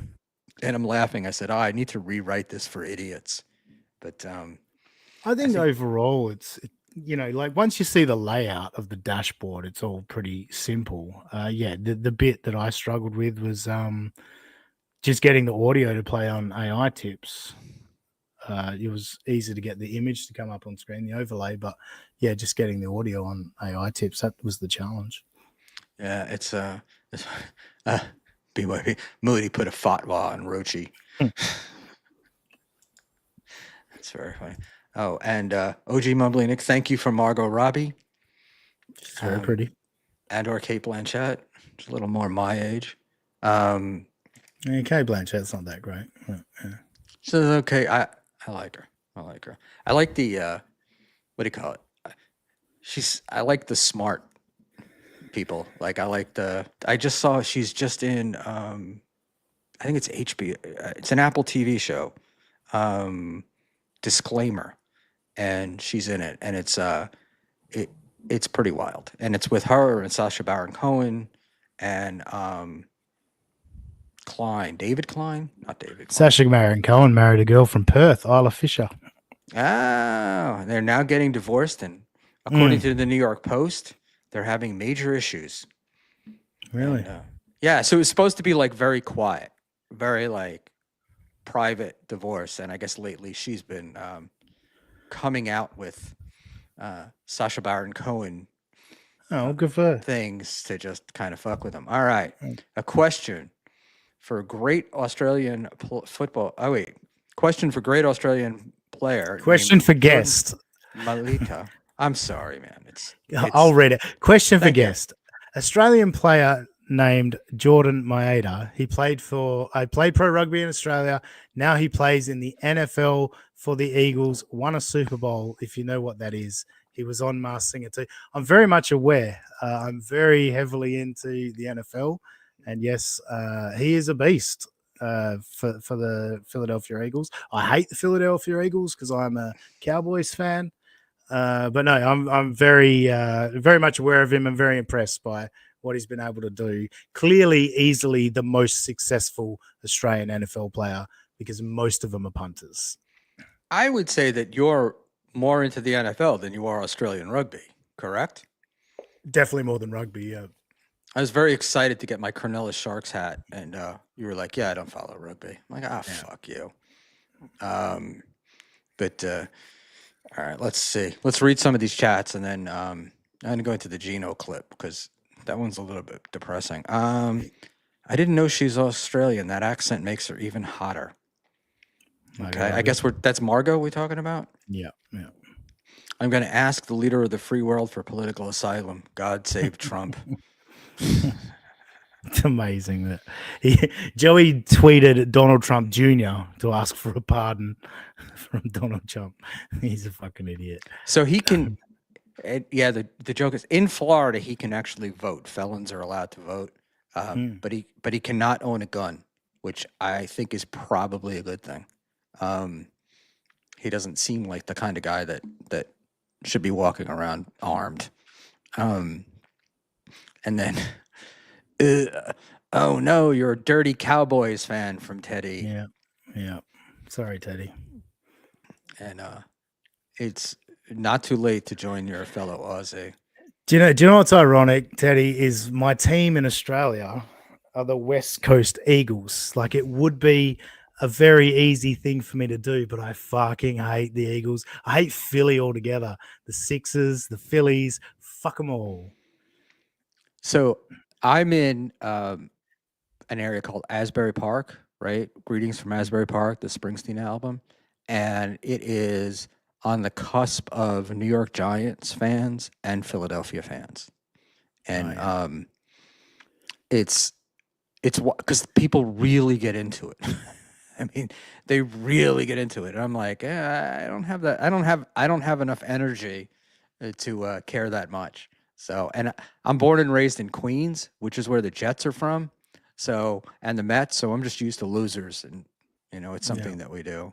Um, Ted out. No, actually, we was going to go to Panhandler. Philly is one of the worst places on earth. Um, I don't Panhandle know that doesn't it's like me. I don't know yeah, I why. don't know that it's that bad. I, I've been to worse places, but yes, parts of Philly are pretty awful. And but this is this thing. I keep saying this to people. So last December we were in Prague and Vienna, right? And you would Mhm. think, based upon our news, that our hotel was going to be overrun by a Muslim horde, you know, and that the entire society had been taken over. And I saw way fewer Muslims there than I do in New York. Um, but these places get these reputations. So Philadelphia is really nice. But parts of it are really bad, and that's like New York, and that's like any major city. So um, Every city has shitty spots that you'll probably, well, not probably. There's a chance you'll fucking get carjacked, or people will break into your car, or people will beat you up. Like it's in every city, even in sleepy old Perth. We have shitty areas where people will be shitty. right, and you know, man helps woman cross the street doesn't make the news, but Of if he course not. shoots It her, bleeds. It leads. yeah, exactly. As a matter of fact, Will Heron was going to try to join us tonight, but couldn't because we were going to. I thought he would be Will Heron's interesting. not allowed to be in the Dabbleverse. Haven't you Uh, heard? us You know. to no, according to Aaron, and from what I understand, not from Will, but from somebody else. Um, Aaron's like had his toe boys calling Will's boss and um, trying to fuck with his job and all that stuff. And Aaron's a piece of shit. Um, Yeah, it's gay ops when it happens to Aaron, but when it happens to someone that's not Aaron that he doesn't like, well, it's you brought it on yourself. Fuck you, you know. yeah, he's just such a piece of shit.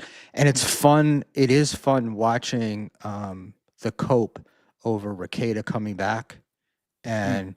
and pulling 2-3 thousand people and pulling in huge numbers and super chats and super tips and stuff like that. It's just fun to watch. And I also thought, when you talk about handling things poorly, I thought Aaron handled that entire situation Who terribly handles poorly. everything? Aaron handles everything poorly. And speaking of that, him talking about Nick coming back to streaming, by Aaron's logic of Nick having however many thousand subscribers he has, what is it, 400 something thousand or whatever, Yeah. and the views he's doing, but Aaron's got 13,000, and then the views he's getting. By that same logic, Aaron, I'm fucking dominating you then, Right. because I've only got like 600 odd subscribers, but my views are on some of your shows are like I'm getting over half of what Aaron gets. So by that same logic, I'm crushing it and killing him. Aaron has a very unique math, the way he calculates things. Maybe math, And yeah. you know. And speaking of that, guys, like and subscribe, please. Or if Yeah. you don't And like, if you're watching later, leave a comment. And even if you're here now, wait till the show's over and then leave a comment. It helps. More comments, they help. Oh, okay, cool. I wasn't aware of that. I'm learning. I'm learning these things. All right, let's just see what we got. Okay, I remember what I wanted to ask Schmuel. Would you lie to the Freds to go to prison for your wife? Either of you like a certain Joey C? I would 100% lie for my wife. It would all depend on what it's all going to be. You know, what does my wife not go to jail and I do? Yeah, sure, I'd do that. If we're both going to jail, it's like, well, maybe I shouldn't, and I'll fucking take care of the kids. You know what I mean? It all kind of depends on the situation. I'm very confident that my wife is never going to put me in a position to lie for her. Teddy says you both go to jail. Well, no, then there's no point in me going to jail if she's going to jail anyway. So no, Right. that's when I wouldn't lie for her because someone needs to look after the kids. Yeah, and I also think there's way more to the Joey C story than just lying to the feds. Right. So as I remember, he didn't go to trial. It was a plea deal. So I'm sure there were other charges, and you know, fuck them both for stealing money from FEMA. I know, Deb. We're going to go there in just a second. Let me just get through these things. But somebody did a pretty deep dive on the court documents for Joey, and it's a pretty fucked up story what they did. I mean, they just basically tried to rip off 13 grand from the government, and the thing about that is you got to be at least a little bit smart, and didn't happen. I stayed in Freehold, New Jersey for about 9 months a few years back. I really enjoyed Asbury Park. It has a great vibe. Asbury Park is really gotten quite amazing. Springsteen actually, they built a condo complex, like a condo apartment building. And Asbury Park has been, it's a beach town. And for years, it's just been depressing place. Like one construction project starting, it never finishes. So just a lot of empty shit. Great area. So they were building this thing, and Springsteen invested in it. Actually, what he did is he bought a unit in it, even before it was built, and that made other people feel comfortable. And then they bought buildings there, and it was funny because we were. It's by this convention center, and we were there on Sunday, and they have the sold out sign on it. And I always thought, like, wow, who's going to buy it? But Jersey is all fucked up because it's got like weird zoning laws and shit like that. And so everything is a fight. And the latest one is so Asbury Park has this convention center, the Asbury Park Casino, which didn't have gambling, all really awesome shit and beautiful ornamentation and whatnot. They hired a contractor. The contractor took down all the ornamentation to repoint the building and all that, and the ornamentation has disappeared. Then the contractor disappeared, and that's been the way. It's like that's the story of Asbury Park, always ripping shit off, and so that was the deal. All right, There's your Asbury Park history lesson, ladies and gentlemen. there you Thanks go. for tuning in. Very important. I always have to throw in useless bullshit, my stories. And Brandon Deft, sorry, Deb, I shouldn't have brought up Asbury Park again. So, Yeah, that is on you, Brandon Deft. It's all when none of us are getting that 2 or 3 minutes of our lives back. I So, know. thanks. It's all it's important that you know these things. Little for sure. schmuely history. All right, let me see if I've got this. I think I do. And it's on Twitter. It hasn't appeared on YouTube yet. So let me hold on. Okay, sorry. Let's hope it works. I want to axe you. I want to axe me. Should be able to Gino, full I screen think that, eh? maybe Trump, even Yeah, though go I there. don't believe he was doing the things that maybe everybody else on that airplane were with Epstein, but he still was on the flight list. No, Keanu, I'm going to say this once for you fucking stupid. Stop. My picture. What? I'm going to. What? No, I Keanu, know, wait. I thought he was. He thought he was. Well, that's just it. You thought he was, and you spout the fucking lies. Where Cool. you. She asked the That's why I question. asked You kept you. talking over me rather than listen to the truth. It drives No, me that's insane. what I said. I said I don't Holy know. shit. So why wouldn't they be coming out? Right. That's all. Donald Trump hung out. This is why Stuttering John, I said this age is like Donald Trump raped a 14-year-old. No. I didn't say that. No. Stuttering John. Stuttering John. Is anyone listening to me? I am. Everybody but I'm is. saying, Okay, why Stuttering is it John so said he raped a crazy? 14-year-old. Yeah. Okay. I'm saying I didn't say that. So why are you getting so When crazy? she I'm was- Because saying he you're hung out spouting with them. him. Because again, stop pretending But you're not remember- liberal when you regurgitate Paul, the can you pause a biggest sec? lie of the left. Sure. Let me ask you Find something. me. Watch this. Find me a picture while I'm saying this. So he's flipping out because so Kiki said, and fuck, I hate they've got to defend Kiki, but he's on the fucking flight logs, right? That's what Kiki's pointing out. That Trump is on the flight logs. She said, I'm not saying he did anything to underage children, but he's on the flight logs. This cunt's flipping out because Stuttering John said that he raped a 14-year-old. He's flipping out because Keanu is lying and spreading the lie that Trump was on the flight logs. But he is, right? Like, I always thought he was. I mean, I didn't verify it today, but I was pretty goddamn sure that that he was on there. he certainly had interactions with Epstein, regardless. Like, you know, the guy was very prominent. So I think we all, what the fuck? That's going to come I up think- in a second. Yeah. I think a lot of people have fucking associated with him. What's going on? My camera's not working. But yeah, it's there's tons of people that are on the flight logs that I assume are innocent. But that's all Keanu's pointing out. But just the fact that he brought up what Stuttering John said, who the fuck cares what Stuttering John said about this? Like, that's insane. Yeah, well, you know, Gino is always right, and when he's wrong, he loses his fucking mind.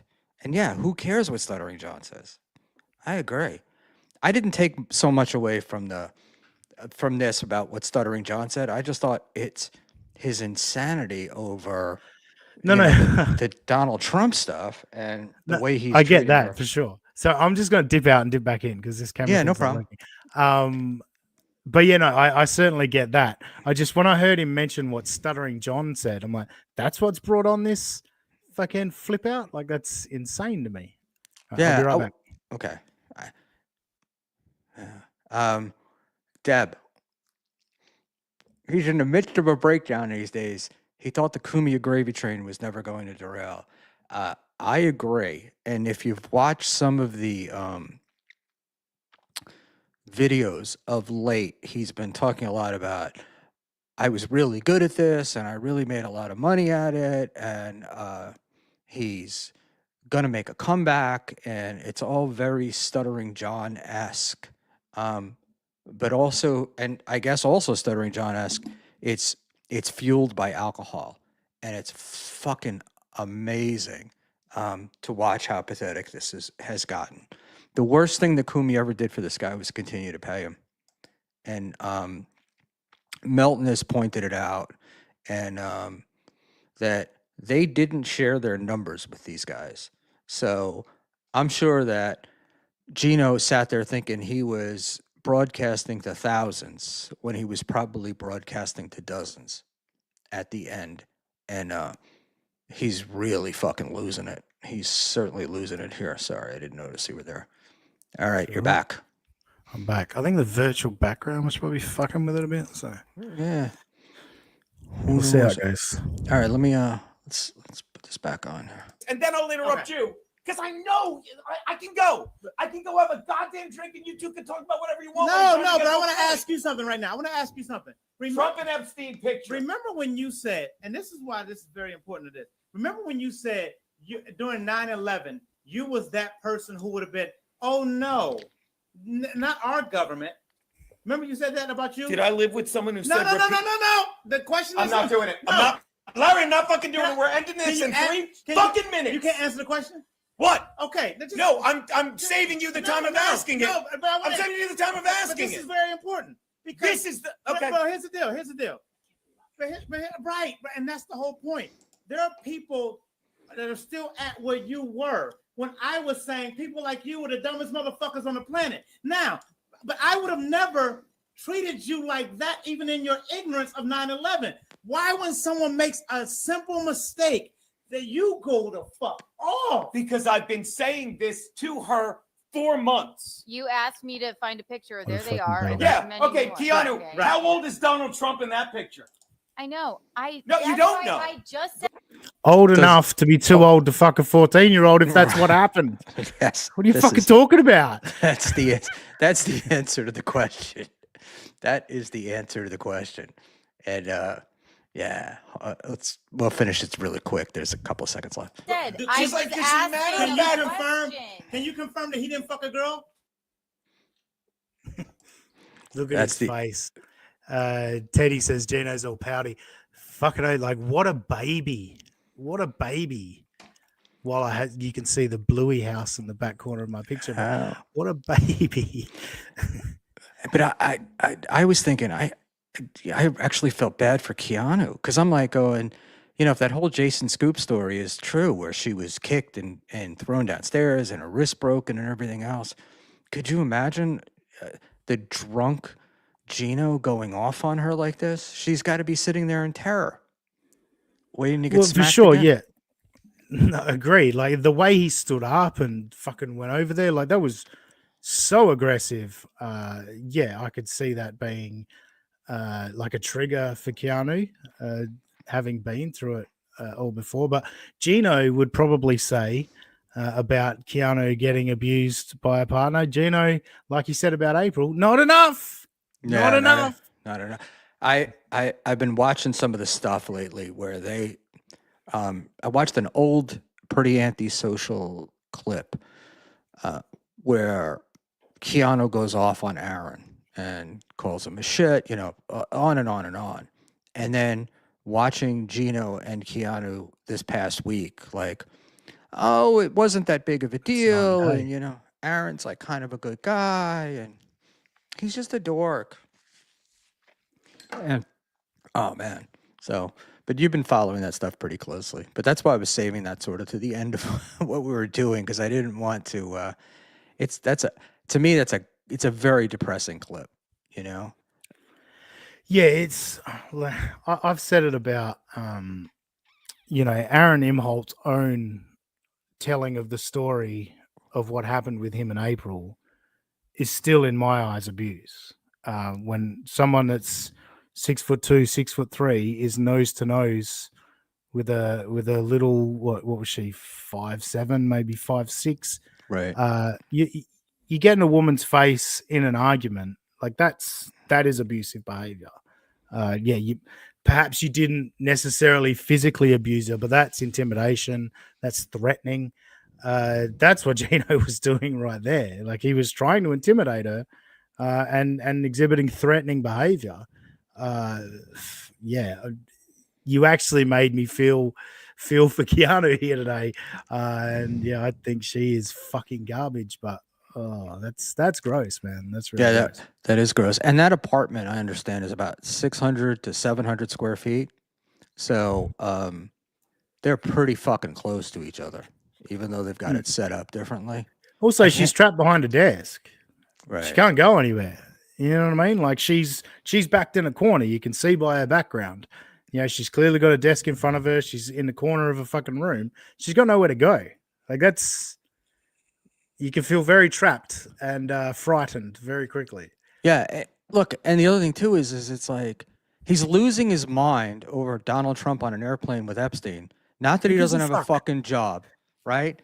Not that he doesn't have a future. And then it was about a couple of weeks ago, I saw a clip where I was actually, watching a show and he was loaded, like absolutely loaded. And he was telling Kiana how much he loved her and wanted her to have a baby and stop taking her birth control. And he wanted to have a baby and all this. And I'm like, at some point, something's got to kick in and go like, what am I doing here? And well, she married a 56-year-old drunk, assuming that she wouldn't have to have kids. So, yeah, that in itself would be terrifying for her. But can you imagine a 56-year-old drunk trying to be a parent, and from scratch? Like Yeah. the first 6 months are the hardest part of parenting. Is it's literally just don't let them die. Yeah, that's all you can do. They're not really learning anything. They're not taking anything in. They're just growing, and you've just got to keep them alive. Yeah, I what do you call it? I don't really like to get into people's financial situations because I don't know, but it just feels like also financial. How do you marry a 56-year-old guy with no money? You know, and I hope that fireworks money kicks in. And but I always laugh because I'm always thinking like, what does he have to do? Like throw Michelin a good one every couple of months just to keep the rent paid. But man, Well, I mean, as we've heard, Keanu doesn't need it, so she's got plenty of other options. So yeah, maybe that's how Gino gets. Maybe that's the deal. Maybe Keanu just gets to say she's married to someone she thought was a big name comedian, and Michaeline gets laid, and Keanu just does what she wants.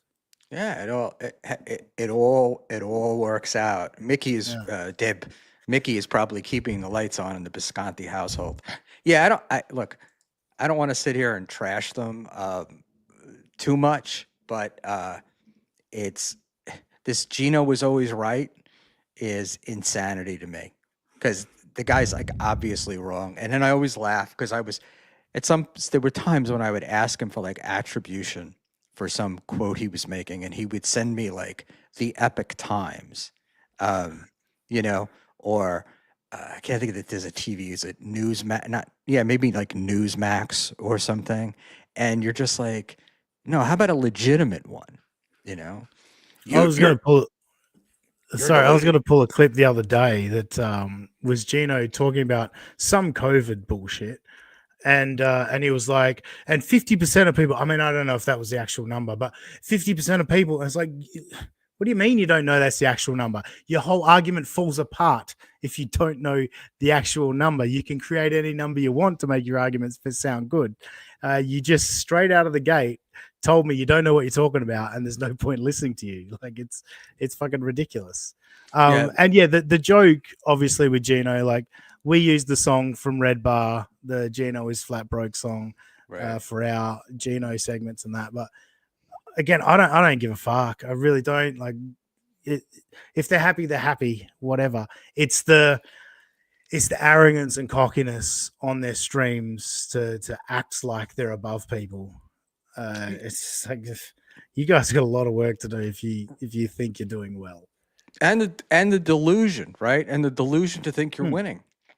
That's the part that's one of the things that I've always found fascinating about Stuttering John is the guy won the lotto and we've just watched him piss it all away and he doesn't believe it.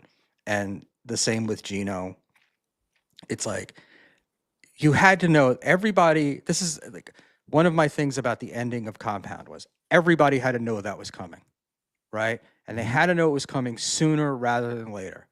And it doesn't appear that anybody working there made plans and so it's like it's not Gavin's fault. Gavin made the right business decision. Mm-hmm. I've seen some stuff about Gavin. I mean, I know Porcelain did a great documentary about Gavin and all that. You can have your opinions on Gavin. Like that was a business move. You guys aren't bringing any money in. You can come aboard, but you only get paid for the subscriptions you bring in. Like that's fair. That's perfectly reasonable. The reason Anthony is selling out is sharing the majority share in the company is because he can't afford to pay for this anymore. Right. He just wants to do his show and now his WABC show. He didn't need this bullshit of like writing a check every fucking 3 months to make sure that fucking Gino's getting paid because he wants to get drunk and talk shit on a live stream. Go do that in your own time, Gino. You're not getting paid the money that I've been paying you for it anymore. Right. And Deb says they should have seen the writing on the wall when Compound started dropping shows. Not only that, there's a show with Anthony and Chrissy, where Anthony's on her show, and Anthony keeps talking. He must have said it 5, 6 times, where he's like, "Well, the paid subscription model isn't really the model of today," Yeah. and like hint, hint, hint. I personally think that Kumia needed to own more of this. That if they should be mad at anyone, they should be mad at Anthony. Because just to say I'm not good at business and that's bullshit to me. You own the company. It's your responsibility, and that's why he doesn't own the company anymore. I mean, he's a partner in Compound Censored, but I get what you're saying.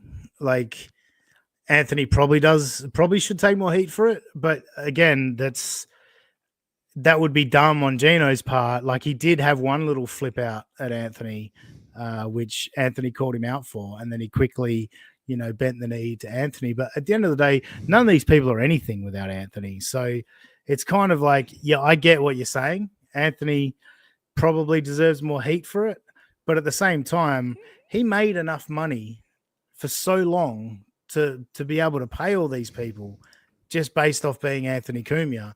The well ran dry. Right. And when I'm talking about heat, I'm not really talking about from them necessarily, but I feel like we as fans and stuff have kind of given him a pass. Like nobody's really, I've never seen an interview where anybody said, didn't you think to talk about this to somebody at some point? Like, you're writing $50,000 checks. I mean, that's a great point. How do you not? He could have saved Compound Media by telling people, look, you've either got to take a pay cut or you got to go. I think he still could have remained profitable just being Anthony Cumia with a subscription system. He's proving it now with WABC. Like, it's blowing up, and he's getting syndicated and all that. Like, Anthony is obviously a name, but most importantly, a talent. There was a period of time there where he's arguably the funniest person on radio for a long period of time. Like, the guy has ability and talent. If he told people you need to put in work to earn subscriptions to earn your keep, he probably could have kept Compound going. But where I'll give him credit is he knows that's not him. And so he went, let's pass it off to Gavin. Gavin can deal with that shit.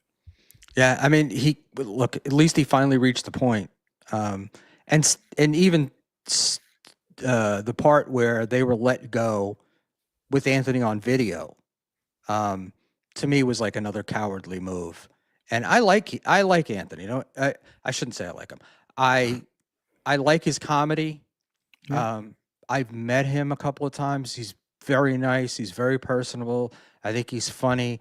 I think his takes on race and other stuff are very simplistic and stupid. It's clickbait, but that's it. And Anthony didn't even know what they were making, Keith the Cop. Yeah. And this is also one of Anthony's faults. Is Anthony is a very loyal guy. And Keith the Cop, from what I remember of the situation, Anthony was, I don't want to say he was in depression, but he was very upset, et cetera, after he got let go from Sirius. And he really didn't know what to do with himself. And Keith was the guy that said, hey, man, we've got all this stuff here. Let's start. And it was Keith that was bringing him back and getting him out of the funk that he was in. So... No. For sure, but that's what we knew about Anthony, and all these stories, like since his firing, all the stories about what Opie would do when it came to contract negotiations, and Opie wouldn't sign until a minute before the show would air, and all that bullshit. Like, we knew this about Anthony. Like, he just wanted to be a funny guy on the radio. That's all he ever wanted to be. He didn't want to handle business. Just pay him a fair amount. He could have put his foot down with Opie many, many times, but it's the spaghetti against the wall. Anthony doesn't want confrontation. Anthony doesn't want to fight. Can we just get a contract signed, pay me, and I'll just keep being funny. That's like he's weak in that respect. He's not willing to take control and I guess be the alpha dog. He just wants to laugh about stuff on the radio. You know, and one of my other issues with Anthony of late is his talking about like digital panhandling and all that stuff. And I'm like, dude, you were a fucking HVAC guy. You're a tin knocker. And you got this and you were able to do something with it. So why are you begrudging other people taking their shot at it? And if somebody wants to give you money, it's their fucking money. Let them do what they want to do. You know? Yeah, and again, this goes back to sort of the Roachy thing and all that. Like, Anthony, there's a little bit of the Howard Stern thing there, whereas like I had to build my way up and do shows with Opie for years, not really making that much money, and then they hit it big and started making millions. When someone can just fire up a live stream and say donate, like. I see how these guys get bitter about it. It's like, you didn't have to put in the work that I had to put in to get there. But I think when Anthony talks about that, he is literally just talking about the guys that they don't have a show. They don't have something they want to talk about or anything. I'll even give it to Aaron Imholt, right? Yes, he begs all show and he has his goal and his whole life is funded by his audience, but he does prep a show. And he does have topics he wants to talk about. Nobody gives a fuck about him, but he does prep a show. There's plenty of guys out there that will just hit go live and say, "We got nothing planned. It's just start sending me money and we'll talk about that." Right, but those guys are going to fall by the wayside, I think. Right. Although I will say, in this universe, I if you'd asked me 6 months ago who Ethan Ralph was, I wouldn't have been able to tell you. And I see guys like that and this other guy, Jeremy or something from The Quartering, I think it's called. And I don't know about Ralph, but these guys are making money. And I'm like, what the fuck? They're just, it's the sort of right-wing pander, They just echo what people want to hear. And it's funny because they were the minority for a while, right? And they were, I get to go against the mainstream media, but now that they're in the mainstream, now they're really begging for money. I need $80,000 or we're going to go bankrupt, kind of stuff. And so it's very interesting. But I also think that it's, I don't know. Guys are doing it, and if they make money at it, they make money at it. And most people, I think it was the Wall Street Journal that had the article that was like, say 400, I could be wrong about the numbers. It's definitely 44, but I don't remember the exact numbers, but it's like 440,000 podcasts. And out of the 440, but out of the 444 that could make money, about 4,000 made money. So it's about 1%. And yeah, I say, all right. I was going to say there's probably 1 million podcasts at this point. I know 6 years ago there was 700 and something thousand podcasts out there. So it's probably over 1 million at this point, especially with Patrick Michael just fucking one after the other. But you're quantifying it with the fact that it's like 1% or less than 1% are actually profitable and making a living off of what. And in that article, they even said like, a lot of the average influencer and a person that everyone would define as an influencer, they're averaging like $35,000 a year. It's like, it's such a small amount of money. And that was kind of the point of the article. It's like, if you're striving to be an influencer, this is what you can expect. And we make it sound great, but it really isn't great, and so maybe a Ponzi scheme or something. But we'll see. And my last little comment about money is, you're an electrician, correct? Is that correct? All right. So now, when you go to do a job, if you come to my house and I ask you to price a job and you give me a price of $1,000, maybe 200 of that is going in your pocket, right? That's what you're earning, and 800 is going towards the the actual electrical equipment, correct? Yeah, Like, pretty much. Yeah. just picking numbers, right? And this is the Kevin Brennan thing with Google ripping me off, right? They're ripping me off. They're ripping me off.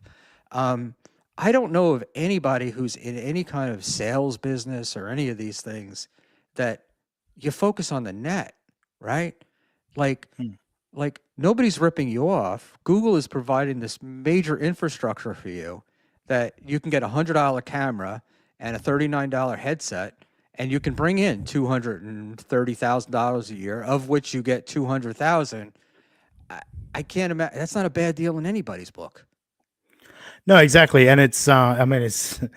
I mean, Kevin, keep calling Melton a piece of shit and ignoring super tips. It wouldn't up your game at all. So just keep giving that money to Google. But you're 100% correct. I always say it. I only get pissed off at Apple for the cut they take of super chats because Apple's got nothing to do with this other than somebody was watching my show on an iPhone and decided to give me a super chat. So Apple now deserves a cut of that. No, Google absolutely does because again, go see how much it's going to cost you to just host everything on your own website. You become do your own compound live media. streams. Yeah, exactly. Yeah, Right? go ask Anthony Cumia how much that costs to just set up all that infrastructure to do that. And also, you don't get into an algorithm when you do that as well. Like YouTube has an algorithm where you will pop up on someone's For You feed because you are similar to something they're watching. You don't get that when you're out on your own. So 100% YouTube deserves their cut of super chats for sure. Apple can go fuck themselves. Yeah. I'm not a conspiracy theory guy, but I do believe that there is something going on with Apple, conspiracy theory wise, because if I chat on my iPhone to you, a free chat, I have no problems, right? If I want to say, "Hey Dean, how's it going in Australia?" It'll come out, "Hey Dean, how's it going in Australia?"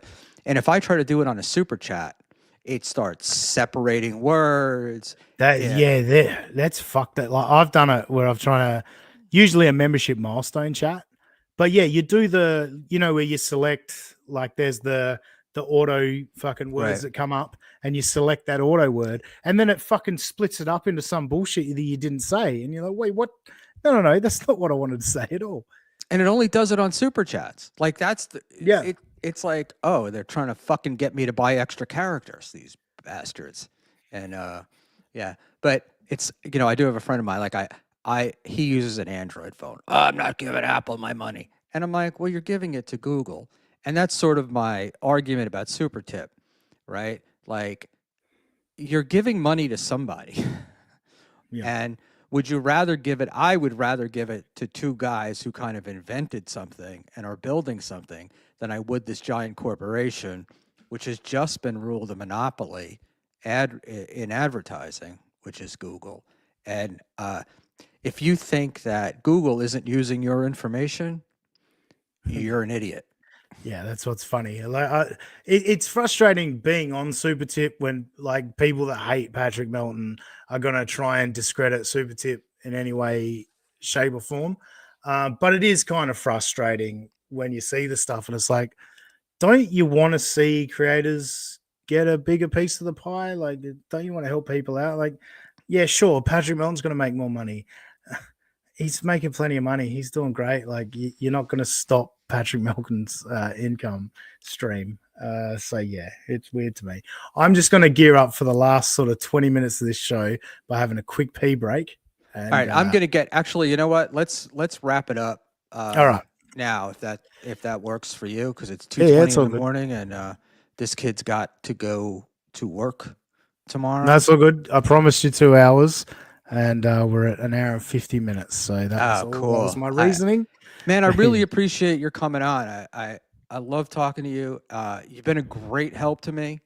And you, Eckel, and there's a few other people, Stallion even, who've given me advice on doing this and have helped answer questions. And I've even gotten warnings from guys about when I'm getting trolled or what to expect. And Just assume it's you're always getting trolled. That's what I do. yeah, I know, but way more help and kindness than I could have ever expected, right? So and we don't ever get a real chance to talk because you're so far away and the time difference is such a bitch. But you are currently exactly 12 hours from New York, so Correct. that's cool. And one day I hope to go to Perth. I think we're going to Australia this year or Oh, early cool. next year, and my last question is: do you guys really do Christmas in July? No, definitely not.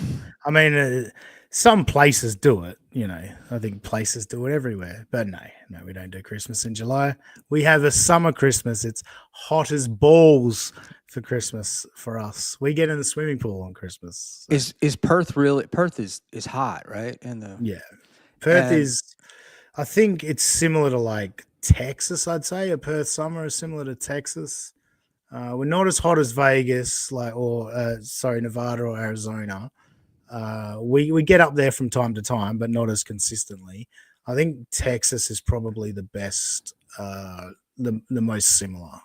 I always feel like if you wanted to know what hell was like, go to Houston in late July and early August.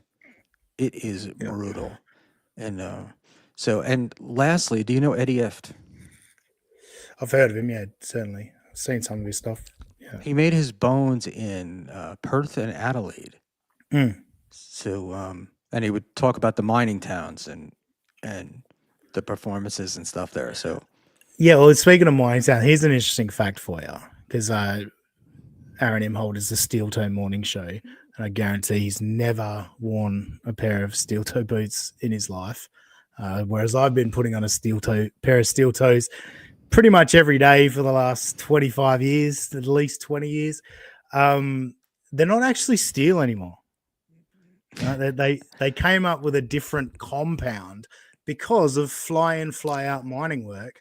And guys are getting in their work uniform because they're flying into site and starting work.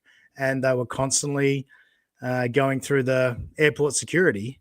Your boots are set it off. You got to take your boots off. They actually changed it so that it's not actually steel. And we call them steel caps, not steel toes. But there's a fun fact for you. The Australian mining industry, they're no longer steel toes. all right, and you made fun of me for giving a little Asbury Park history, so back at me. All right, my friend. Have a great day and enjoy the Thank you. kids. And I loved you talking about your wife. And I understand we're both in the same where our wives make more than we do. And I advise that for my friends.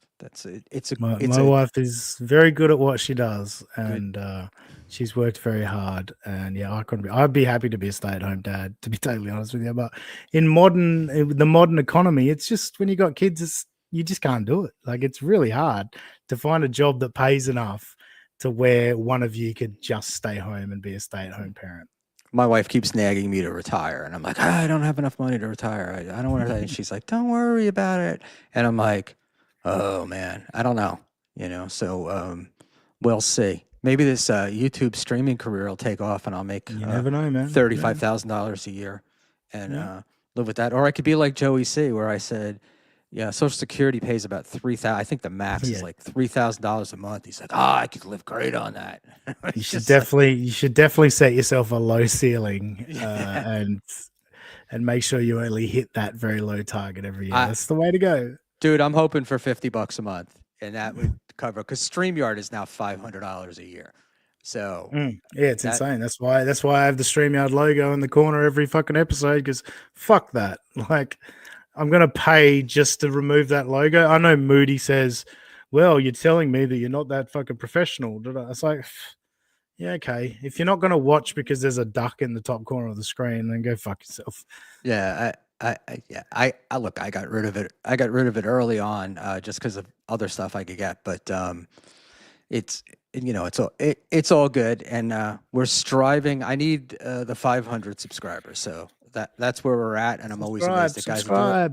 And you're go piss, take care, good night, And thank you Oh, so Towing much. the Line, 12:30 p.m. Eastern.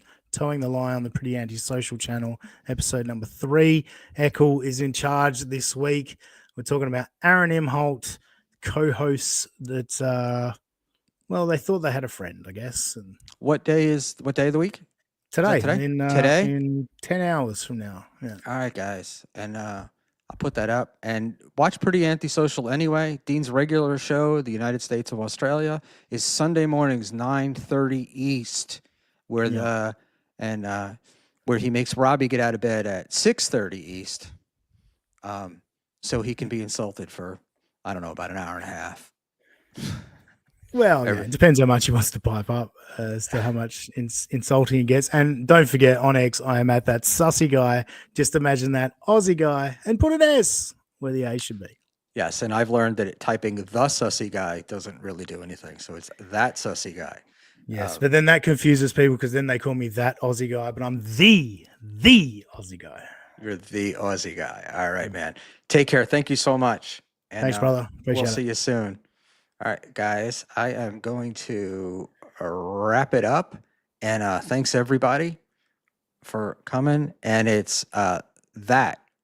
THATS. I'm going to put it in the chat.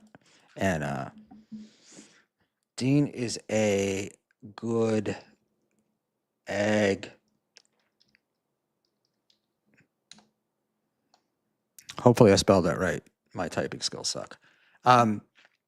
Hey guys, thank everybody for being here. Love you all. And we'll do another stream. We might get to it tonight. This was my Tuesday stream. And I promise to read more chats. I just didn't get to it tonight because we did have Dean on, and we had to have fascinating conversations about real estate and steel toe boots. So awesome. I love y'all, and we'll talk to you soon. Bye.